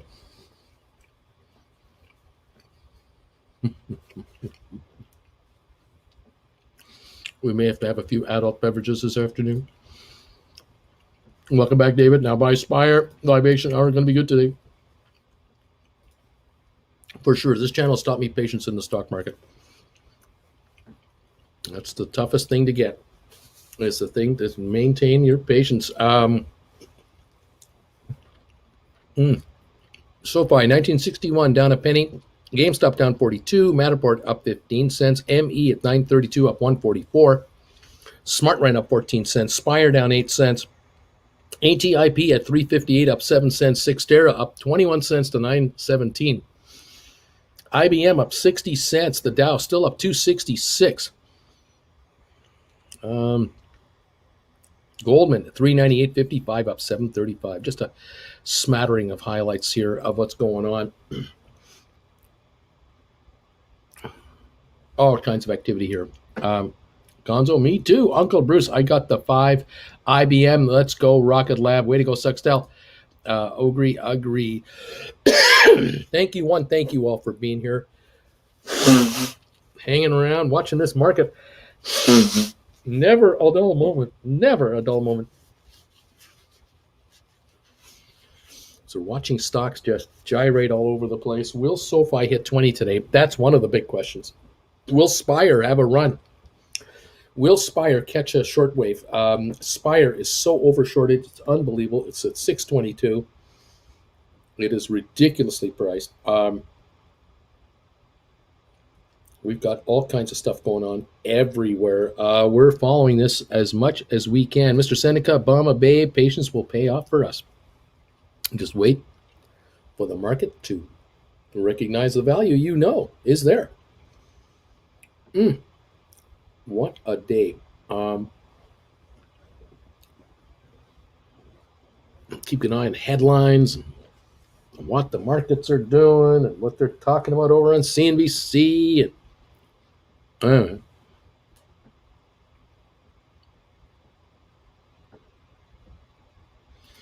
Michael, it wasn't 1/20th of IBM. It was 20% of IBM. 1 for 5. So if you own 5 IBM shares, you get a Kendall. If you own 100 IBM, you get 20 Kendall. It's 1 out of 5. Check out Rocket Lab. It's a dip here. Yeah, it's down 41 cents. 13.16. Definitely a buy down here. SoFi 1962 unchanged. ME now 935. Looks like a little bounce back on ME. It got up to 984 today. That was the high so far. Unbelievable.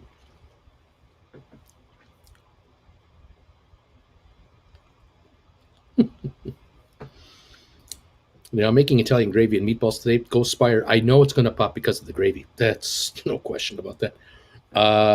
What can we say? Oh, boy. ME 933. 938. Just popping around a bit more. Popping a little higher now. 933, 938. on ME. 23andMe volume now is 8 million for the morning. 1 hour, 4 minutes. 8 million. What a morning on ME. That has woken it up. There is some serious buying coming into 23andMe here. I don't know if this kind of pace will keep up, but you trade, 8, 10, 12, 15 million shares a day of ME, and you're going to go up $2 a day. No doubt about it. Matterport now 1944 up 19 cents. SoFi down a penny. GameStop down 95 cents. Spire at 622 down 7 cents. 935 on ME, now 936. That's what we have. 281 gain on the Dow, 24 on S&P, 38 on NASDAQ, and 23andMe looks like it's going for 939, maybe 940 a share. A little pop up right now. I am definitely a noob, never an active investor prior to TWB. This channel has been educational, fun, and profitable. Keep it coming, Uncle Bruce. You got it, Gonzo. Hopefully, Emmy makes a sawtooth pattern all the way down up there. Did you eat that bagel, Bruce? I did. What do you think the pricing will be on Kendrill and the new IBM? I just don't know.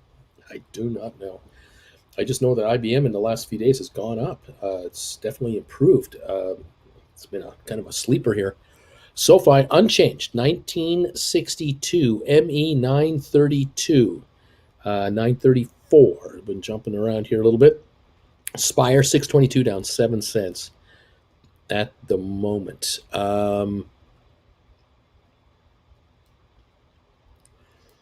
Here's a dumb headline. U.S. retail sales rise sharply. That's not the dumb part of the headline.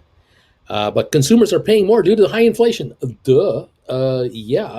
Inflation, and they still are buying? Well, yeah. Just incredible. 937, 938 on ME. Coming on again. Spire, 622 down 7 cents. Okay? Do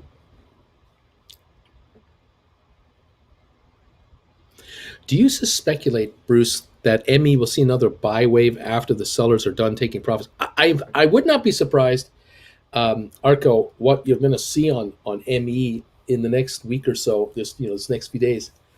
Don't be surprised if a bunch of articles come out to reaffirm how much they like the company. There are a ton of analysts who like 23andMe a lot.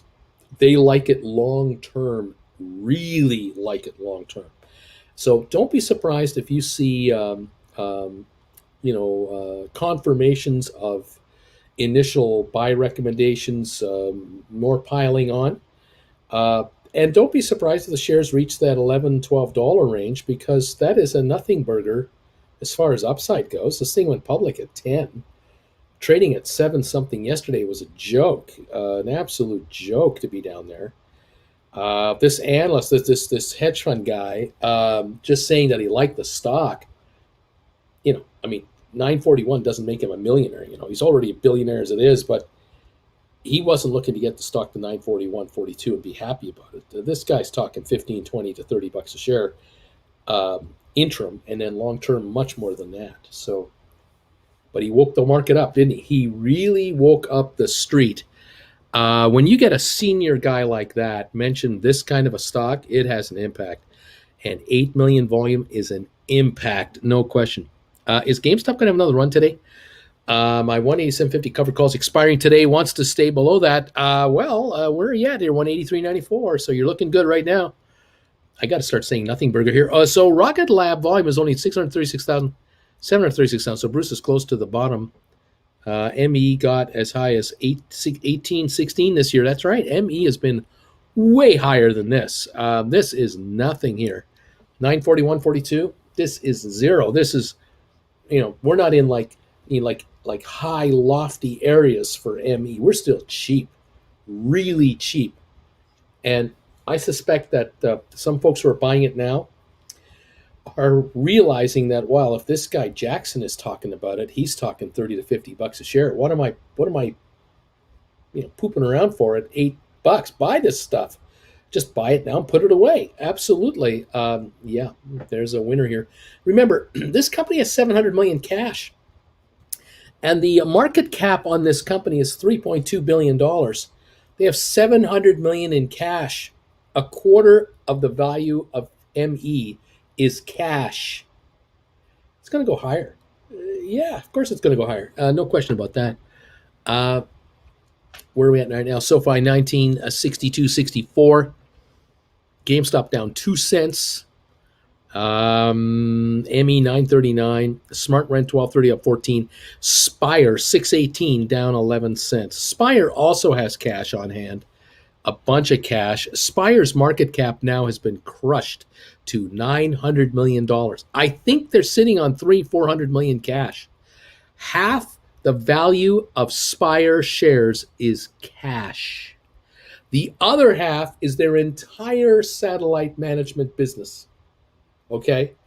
The stock is $10 below minimum where it should be. It should be at $16 a share. It's at $6.18 a share. More than half. I'm going to guess $4 a share is cash on this company, and $2.17 is their entire business. This is a joke.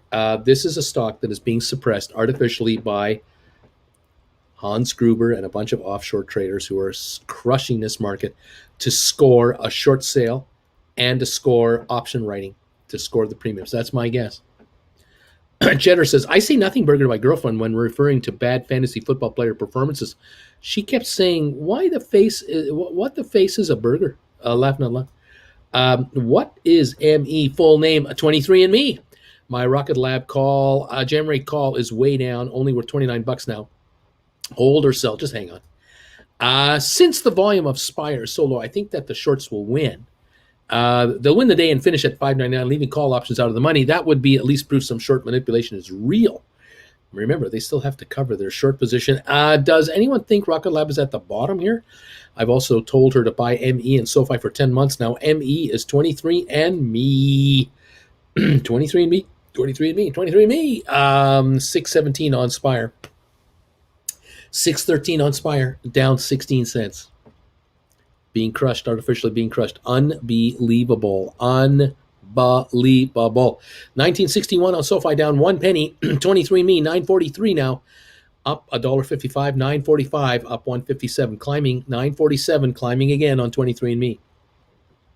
What's the name of that guy that recommended 23andMe? 23andMe, the company that has more generic data on a higher percentage of the population than anyone on the planet. Yeah, that one. Yeah, those guys. Yeah, the one that every pharmaceutical would die to make a deal with. Yes, those guys. Yes, those guys. We're in the middle of a pandemic, and it's $9.48 a share. Yeah, those guys. Slightly underpriced on ME right now. Just a bit. 945 on the stock, 614 on Spire, a little underpriced over there too. Just a titch underpriced. 949 on ME, coming back to 950 here, coming on again. Another wave. ME volume now, 8.88 million. Running on the volume. Wow. 614 on Spire. They work with SmithKline already, Bruce. I'm not sure in what capacity they have deals there. They'll make others. I'm sure Rocket Lab needs a financial infusion. Go Spire. How's it going? I've tried to post Uncle Bruce on Reddit, but I don't have enough karma to post. All right, well, there it is. There, you do the best you can. We do the best with what we have. SoFi 1959 down 3 cents. ME 954 climbing again. Spire 611 dropping again. There you go. It's funny how ME is up 166, where Spire is down 16, 18 cents. A 166 move on Spire would take it to like 780. Putting those options in the money all of a sudden, that would change things up pretty quickly. That kind of a move could then pop in another $2-3, just bang, bang, just like that. But something has to start. Something has to kick in here. We have to wait and see. We're up 273 on the Dow. We're up 25 on S&P. We're up 51 on NASDAQ. Up $1 on the oil market. 23andMe, 950.52, 954 now on ME, 954.55. The high today, 984. We're coming on again on 23andMe. Spire, 611 down 18 cents. What can I say? I'm a big buyer. Rocket Lab at 11 and 12. I'm nibbling currently here. Rocket Lab down 21 cents, 13.35. The low of the day on Rocket Lab was 13.06. Come back 29 cents to be down only 22. So Rocket Lab is coming back on. SoFi now 1964 up 2 cents on volume of 6.56 million. And GameStop down 9 cents. Matterport up 14. ME 957 a share, up $1.69. Smart right up 15 cents. Spire 618 down 11 cents. Spire coming on. Dave, just write about Spire on Reddit on the comments. NP, and that stinks. I don't know what that means. No idea what that means. Anyway, there you have it. 955, 957 on ME. Okay.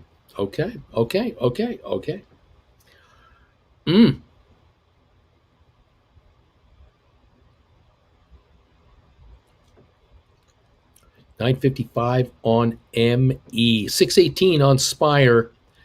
SoFi 1961 down a penny. Okay. Uncle Bruce, Spire is now number 1 on the popularity list on Webull Go. On Webull Go. How about that? SoFi 1962 unchanged. Spire 618 down 11. Crazy. 954 on ME. No, 960 on ME. 960 on 23andMe, climbing again within 24 cents of the high of the day. It's coming on. You know what? He's coming. Bruce turning into Joe Pesci from Lethal Weapon. Okay. 959 on ME. Trying to break through 960 again.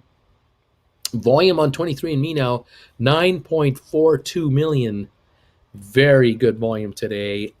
Coming on with a lot of movement here. 618 on Spire. Volume on Spire, 330,000. Time for a run on Spire. SoFi 1962 unchanged right now. And the Dow is up 306 again, coming on yet again. We're up 28 on S&P. NASDAQ up 59. Oil up 98 cents a barrel. And 956.57 on ME, everybody. Webull is a trading platform. Yes, it is. It is a trading platform. How about that?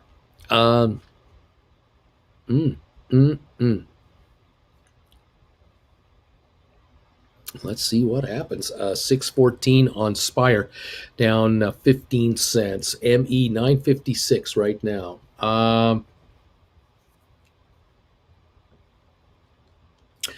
Karim, Uncle B, do you think all your stock picks have the potential to bring in profits with options, like GameStop does, for example? Well, once they reach a certain level, you can start writing options on them. That should be good. So my ATIP $5 call is a nothing burger. I lost $4 on that trade. It's a nothing burger. Yeah, there's definitely lots of eyes on Spire. If it goes nuclear upwards again, expect a pullback. Nick S. Bruce, here's a $20 super sticker for you. Thank you so much. I appreciate that. You're a silver medalist today. As far as size of donations go, you're in the silver medal position. And I thank you very much today for that. 954 on 23andMe. Watching that closely. 1960 down 3 on SoFi. 613 on Spire. Down 16 cents. Thank you, everybody. Spire, number 1 on the popularity list. We are getting through. There you have it. Just need a run on the stock now. A little volume push, and we're on our way. But 613 on Spire. 952 on 23andMe right now. Watching everything go through here. Lots happening simultaneously. Thank you all so much for your support of this channel. We appreciate it. Jen and I love you for it. See what gives.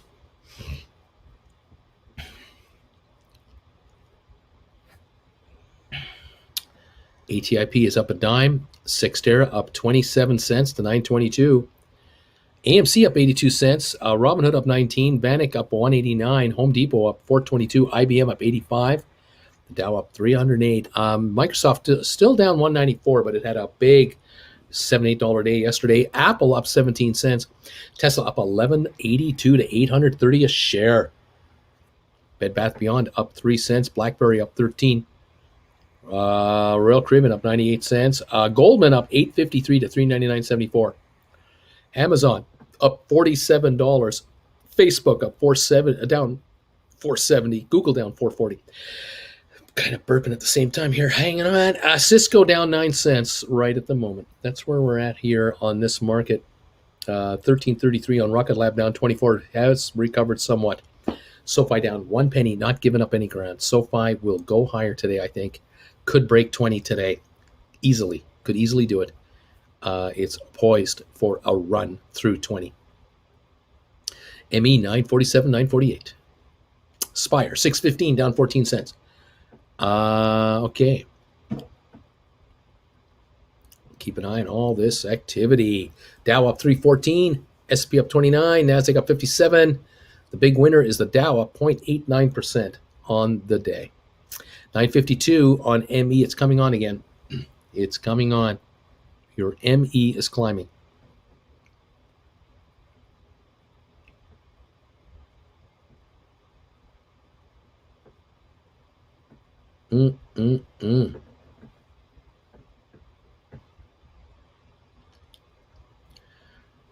So much to watch at the same time. 955.56 on 23andMe again. Coming back up to 960 again. Yep, 957 now. 966 just jumped a dime. Just jumped a dime. 23andMe just jumped up a dime. Boom. 23andMe volume now 9.93 million and climbing quickly. Getting interesting on 23andMe again.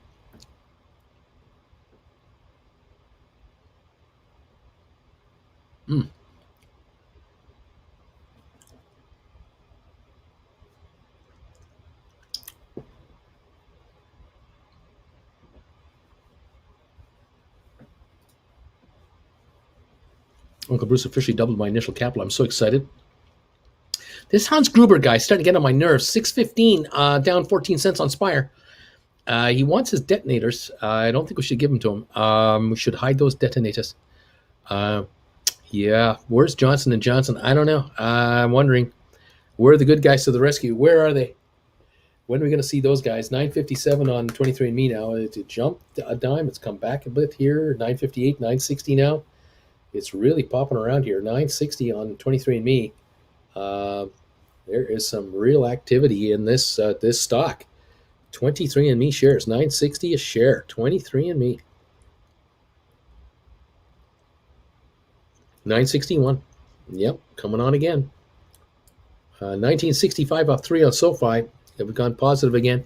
We're positive on GameStop again. ME 962, 965 on ME.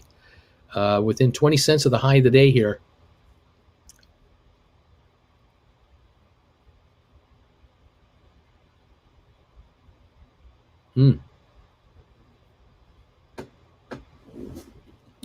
Hans Gruber and his boys playing around with Spire. 615 a share, down 14 cents. Where's Mr. Takagi? I haven't seen him in a while. He went upstairs with those guys. And where is Mr. Takagi anyway? What are they? I wonder what they're talking about. Heard something about the code, please. Something about the code. Wonder what that's all about. The code. I don't know. It's a nice suit you have there, Mr. Takagi. It'd be a shame to ruin it.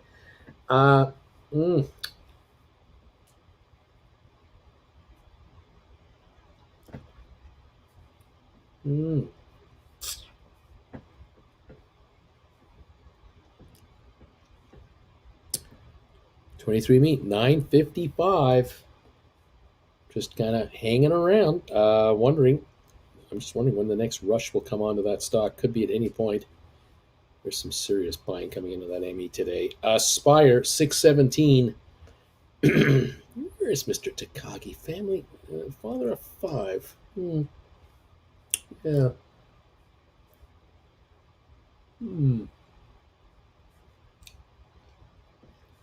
Watching these markets. The 10-year note, 1.56% on the 10-year. Okay. I got 30 Spire calls and broken glass on all my feet right now. Well, we're watching this closely here. 617 on the Spire. So they're shooting the glass. They're shooting the glass. There's a lot of $10 calls on ME right now. ME 956 up 168 a share. Volume on ME now has got to be about 10 million. 10.3 million volume on ME. Hour and a half. Wow, what a day. What a day. SoFi 1958 down 4. Spire 617 down 12.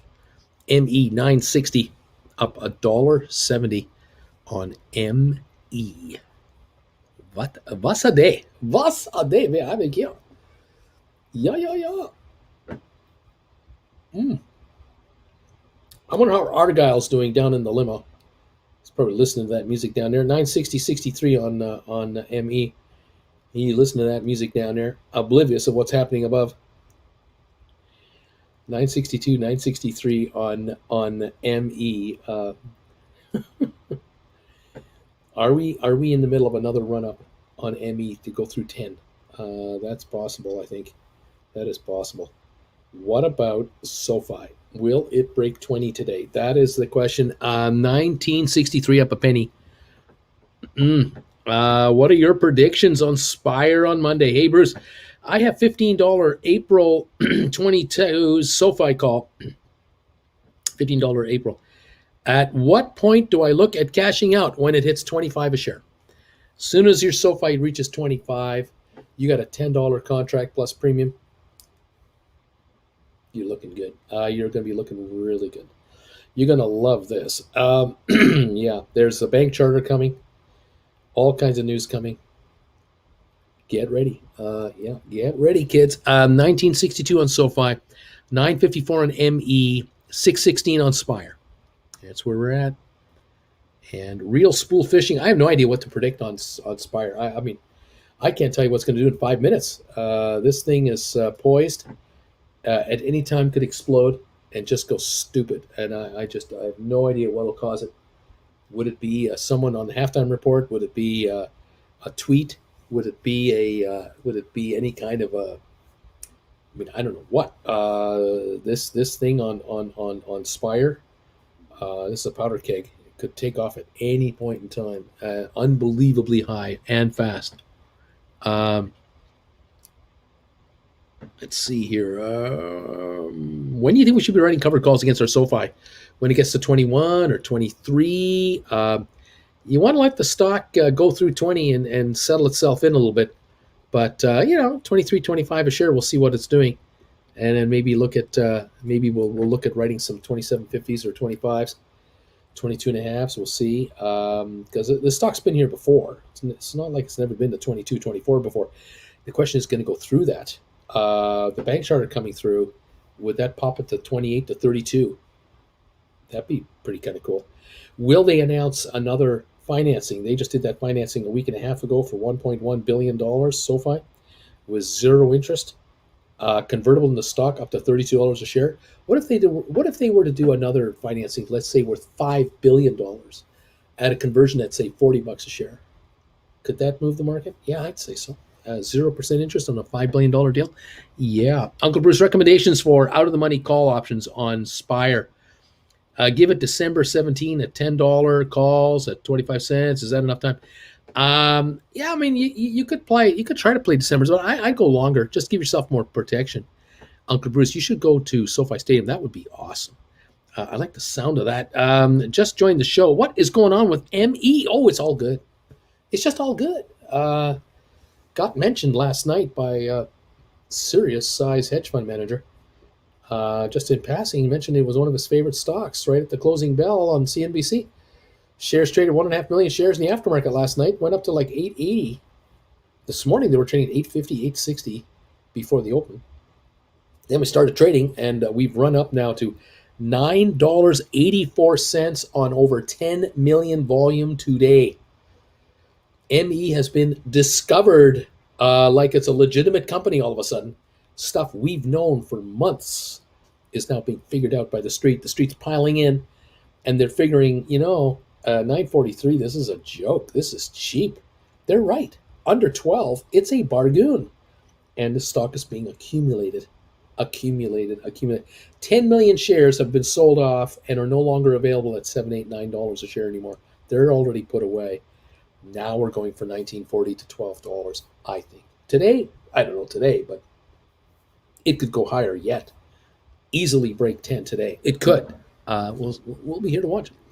944 right now on that market. Big old analyst talked about, oh, thank you.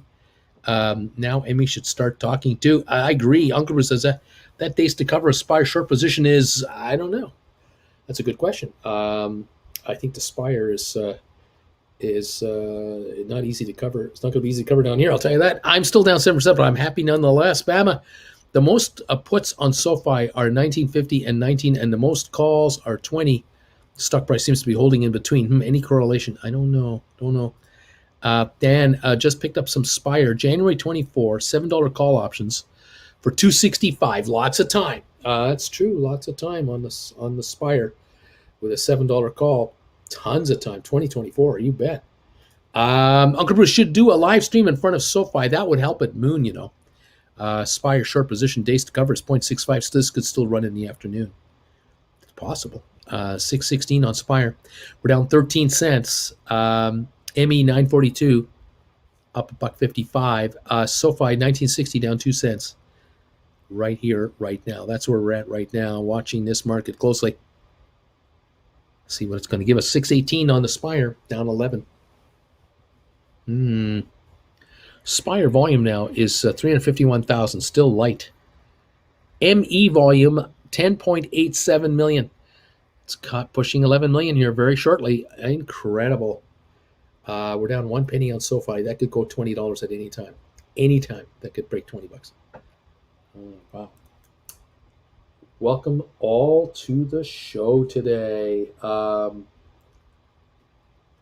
is this market going to run? Oh boy, oh boy, oh boy. Bitcoin over 60,000 a coin now. Quite amazing. 23andMe is moving. 944.45 again. Just looked like it's popping a little bit here. 618 on Spire. Down 11 cents. Low of the day on Spire, 610. 352,000. We're 8 cents off the low of the day on Spire. SoFi 1960 down 3 cents. ME 940 to 941 right now. Okay.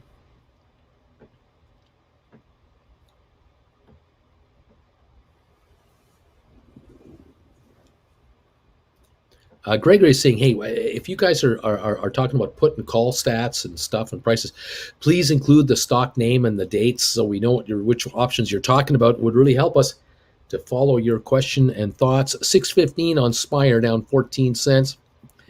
ME 944 again, up 156. Can ME hit a new high beyond 984 today with 11 plus million traded? Already, we're into a heavy day here. If we had another 11 million go through for the rest of the day, there may not be enough stock until 11 to satisfy it all. 946 now. Could run it. We'll see. I am green on SoFi. This makes me happy, says Christina. I'm up 30% on this stuff. Nice going. 1959 on the stock, down only 3 cents here. The Savior, Uncle Bruce, how about 15 strike for May 22 on Spire? A $15 strike price, May 2022 on Spire. That's out there. There's no doubt about that. But the stock was $18 2 weeks ago. So a little turnaround, a little pop here, squeeze, and we're on there. We're higher than that. Today is a deadline for complaints against ATIP. Do you think ATIP is waiting on this lawsuit to pass until announcing a CEO? I have no idea. I do not know what the lawyers for ATIP are advising the company. They're not going to divulge that to the public. We have no idea what they're saying. Maybe when the stock pops 25 cents for 5 days in a row, we'll know it's over. Right now, it's up 9.5 cents to 360, and that's all I know. 6 shares up 24 to 920. I don't know. Yeah, this is one of those things that could be happening. We're up 53 at IBM. We're up 289 on the Dow. 54 cents on Apple. Wow, Goldman up to $400 a share. Looking good here. 22-cent down dip on Rocket Lab coming back. SoFi down only 4 cents. ME 938, 936. Had a high of 984, backed off a little bit here, but holding a pretty good gain nonetheless. 613 on Spire, down 16 cents. And listen, I put an order for Spire call, $7 strike, January 23 for $2. Got filled 10 contracts. There you go. Eric Uncle Bruce, why are you pro ATIP? I've missed your other talks on it. Eric, where have you been, man? I talk about ATIP every day. Don't you watch this show? I kind of like the business that they're in, and with 30,000 centers for physiotherapy in the U.S., these guys have 900 of them. A little bit of upside growth potential here. I think they can scoop a big chunk of that market. I think they will, but they sure need a little bit of help on the management department, which I think they're working on. I just joined 3 days ago, though, Bruce. That's why I don't know. Okay, it's cool. It's all cool, Eric. I'm not mad at you. It's all right. But yeah, I like the ATIP. They just have management problems. They need a new CEO. They're on the hunt for one. I think they've identified one or two. Maybe they've even hired one, but they can't announce the hiring of the CEO because the CEO had to give notice where he is or she is, and they have to wait for that to go through to then announce their hiring over here. That could be what's going on. There has to be a very logical explanation for the delay in hiring a new CEO. That could well be it. They may have had to give 60 days notice, 30 days notice. I don't know. CEOs, they're expensive. Lurking, but work during your sessions normally. It's all cool, Eric. You're all good. You're all good with me, buddy. So anyway, yeah, I like the ATIP. I figure the right CEO with a new department in the shareholder investor relations department, that will put the stock at $7 a share. There's a double for you there. Then have the CEO explain the game plan for the company for the next 6 months to a year. This is what we're going to do. This is how we want to do it. That will give us vision. That could move it to $9-10 a share. Well, right there is almost a triple on your money. I mean, $3.50 to $10. That's about a triple, and nothing's happened yet, so that'd be okay. Now, if it got to 15-20 upon making some deals happen, well, then there's 4, 5, 6 times your money just on the stock. You don't have to worry about options; just buy the stock. So I like the stock. I like it down here. They're cash rich, and they're in business, and I think they're going to expand, and I think they're going to become larger. So that's just the way I think it's going to go. Do you think that you think SoFi can threefold in the next couple of years? SoFi. No, I think it'll go up fivefold. I think it'll go up to 100 a share or more. I wouldn't be surprised if SoFi will be a takeover target. Eventually, will just be bought up by a very large suitor. They'll just buy the whole thing, lock, stock, and barrel. Keep the name SoFi. Keep running it as SoFi. But it'll be a wholly owned subsidiary company of a larger publicly traded company. And I'm thinking that's 100 to 400 a share. That's my long-term synopsis on SoFi. So I'm a fan. Yep, I'm a fan of SoFi. It's going to break 20 very shortly. It should be today. I just get the vibe that the stock is going to go down. We might have a break of 20 today, but it won't just get there. It's going to break 20 and go much higher than that. But you folks have to have the longer-term view on it. Just hang in there. What did I miss? Nothing at all. There's nothing going on. HD, ATH, can't really swing the membership price anymore, says the rocker. Will still be a viewer, though. Thanks, Bruce, for all you do. Keep on rocking. We'll do what we can. We'll do what we can. Sure, Warren Buffett can buy it. That is all he needs in his portfolio. Yeah, maybe. But, it might be bought by, it could be bought by Google. Could be bought by Amazon. Could be bought by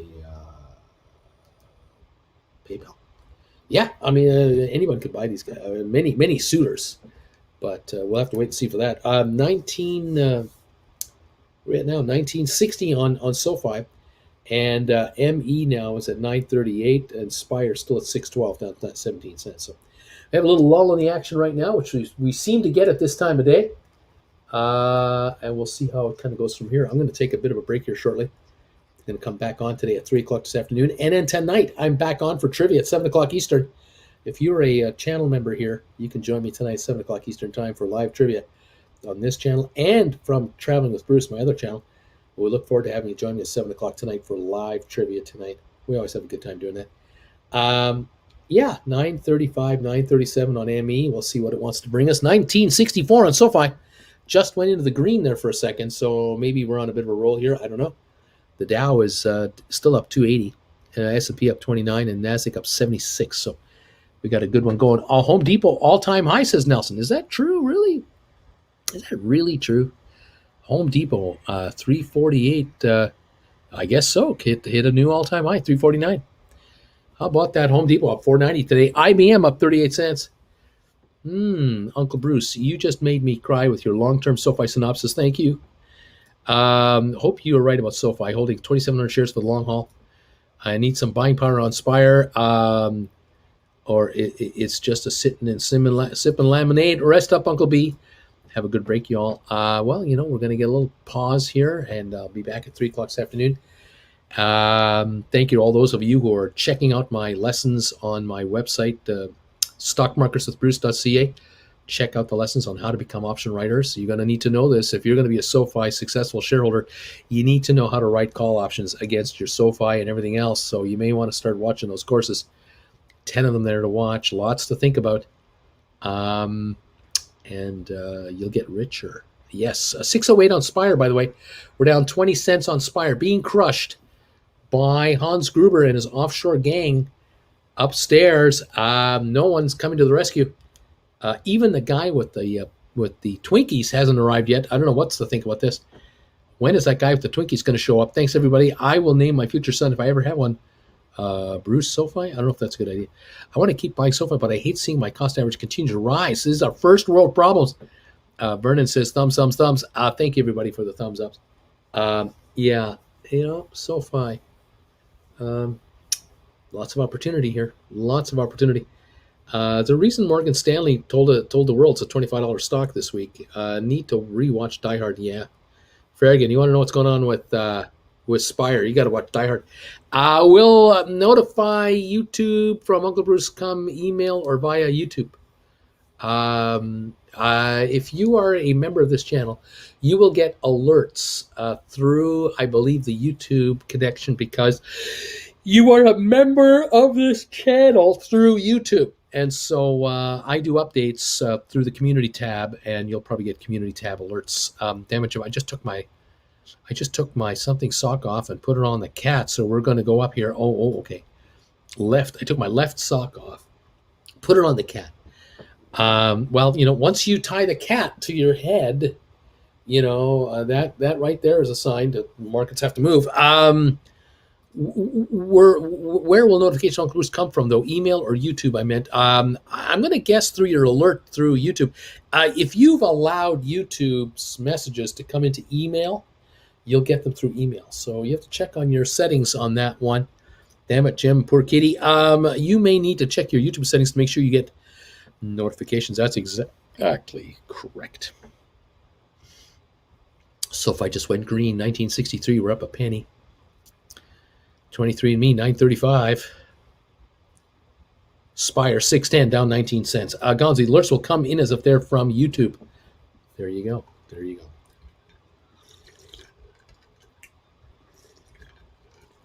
Oh, my goodness. What are we going to see today? Oh, my gosh. We're getting ready for a run on these stocks. $20 today on SoFi would be great. That would be terrific. I'd like to see that. Indeed. Thank you again to Olga. Thank you, Olga, today for your donation on PayPal.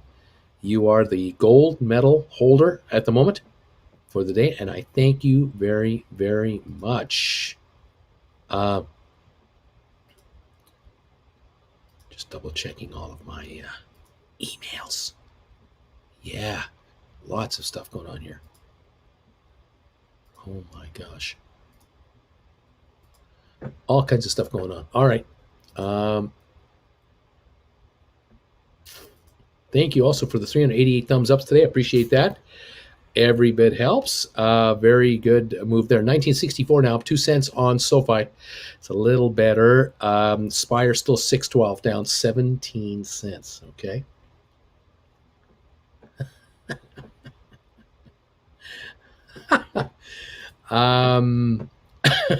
I can't put my cat on my head. It's a boy that has its nails, either claws or balls. I'm not into that. It's claws and balls. Kind of funny though. Uncle Bruce, does rolling a call option for the same strike result in parallel profit, or does the newer, later option have less profit due to its higher cost? Well, it depends on how you roll over. If you're long options and you're rolling into to get more time, so you're selling your current option to buy an option that has more life left in it, you might have to pay a higher premium price on it, buy a higher price premium contract to get just as many as you had before. Or if you want to have the same exercise price but more time, you may have to put up cash to hang on to just as many calls as you had before because they're more expensive. That's true. The further out you go, the better probably it is. Just tuning in. Great to see that people are still trying to tie cats to their heads to move markets. It works, says Mr. T. Mr. T, you know all about it. You guys laughing out loud. That's right. You just tie a cat to your head and the markets just go straight up. You forget about everything else because the market's just going to go straight up. We're at 1970 on SoFi. 1970, we're up 8 cents now. SoFi's moving up again. Here it goes. Balls and all is probably your safest bet. Cat claws are terrifying. There you go. 1970 on SoFi, up 1972 now, up 10 cents, 7.7 million. SoFi climbing now, up 1772. The high of the day, 1986. We're at 1972 on SoFi. Okay, we're higher. We're getting better. Okay. ME 923, Spire 612, down 18 cents. Okay, we're up a dime on ATIP. We're up 27 on Sextera. IBM up 36 points. The Dow up 283. There's your quick synopsis here as we're watching these markets. I'm going to take a break right now. I'm going to be back today at 3 o'clock this afternoon. We'll be here for the final hour, and let's see if we can get this Sextera even higher today.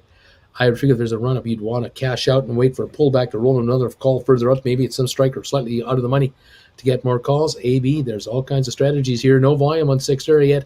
I understand BlackRock have identified head cats as a serious underlying market variable, bigger consolidation than inflation, bigger consideration. Brexit or even Bruce's bagels. Okay, maybe not the bagels. Very good. Screw this. I'm getting a celebratory McDonald's tonight. Thank you, Uncle Bruce. Get your beers ready for final hour. I like it when SoFi goes up. Catch you all later. Honestly, this whole cat in the forehead thing might really be what turned out to be the big thing around here. Enjoy the break, Uncle B. 1971 on SoFi, 923 on ME, 614 on Spire. We'll see you this afternoon at 3 o'clock, everybody. Talk to you real soon.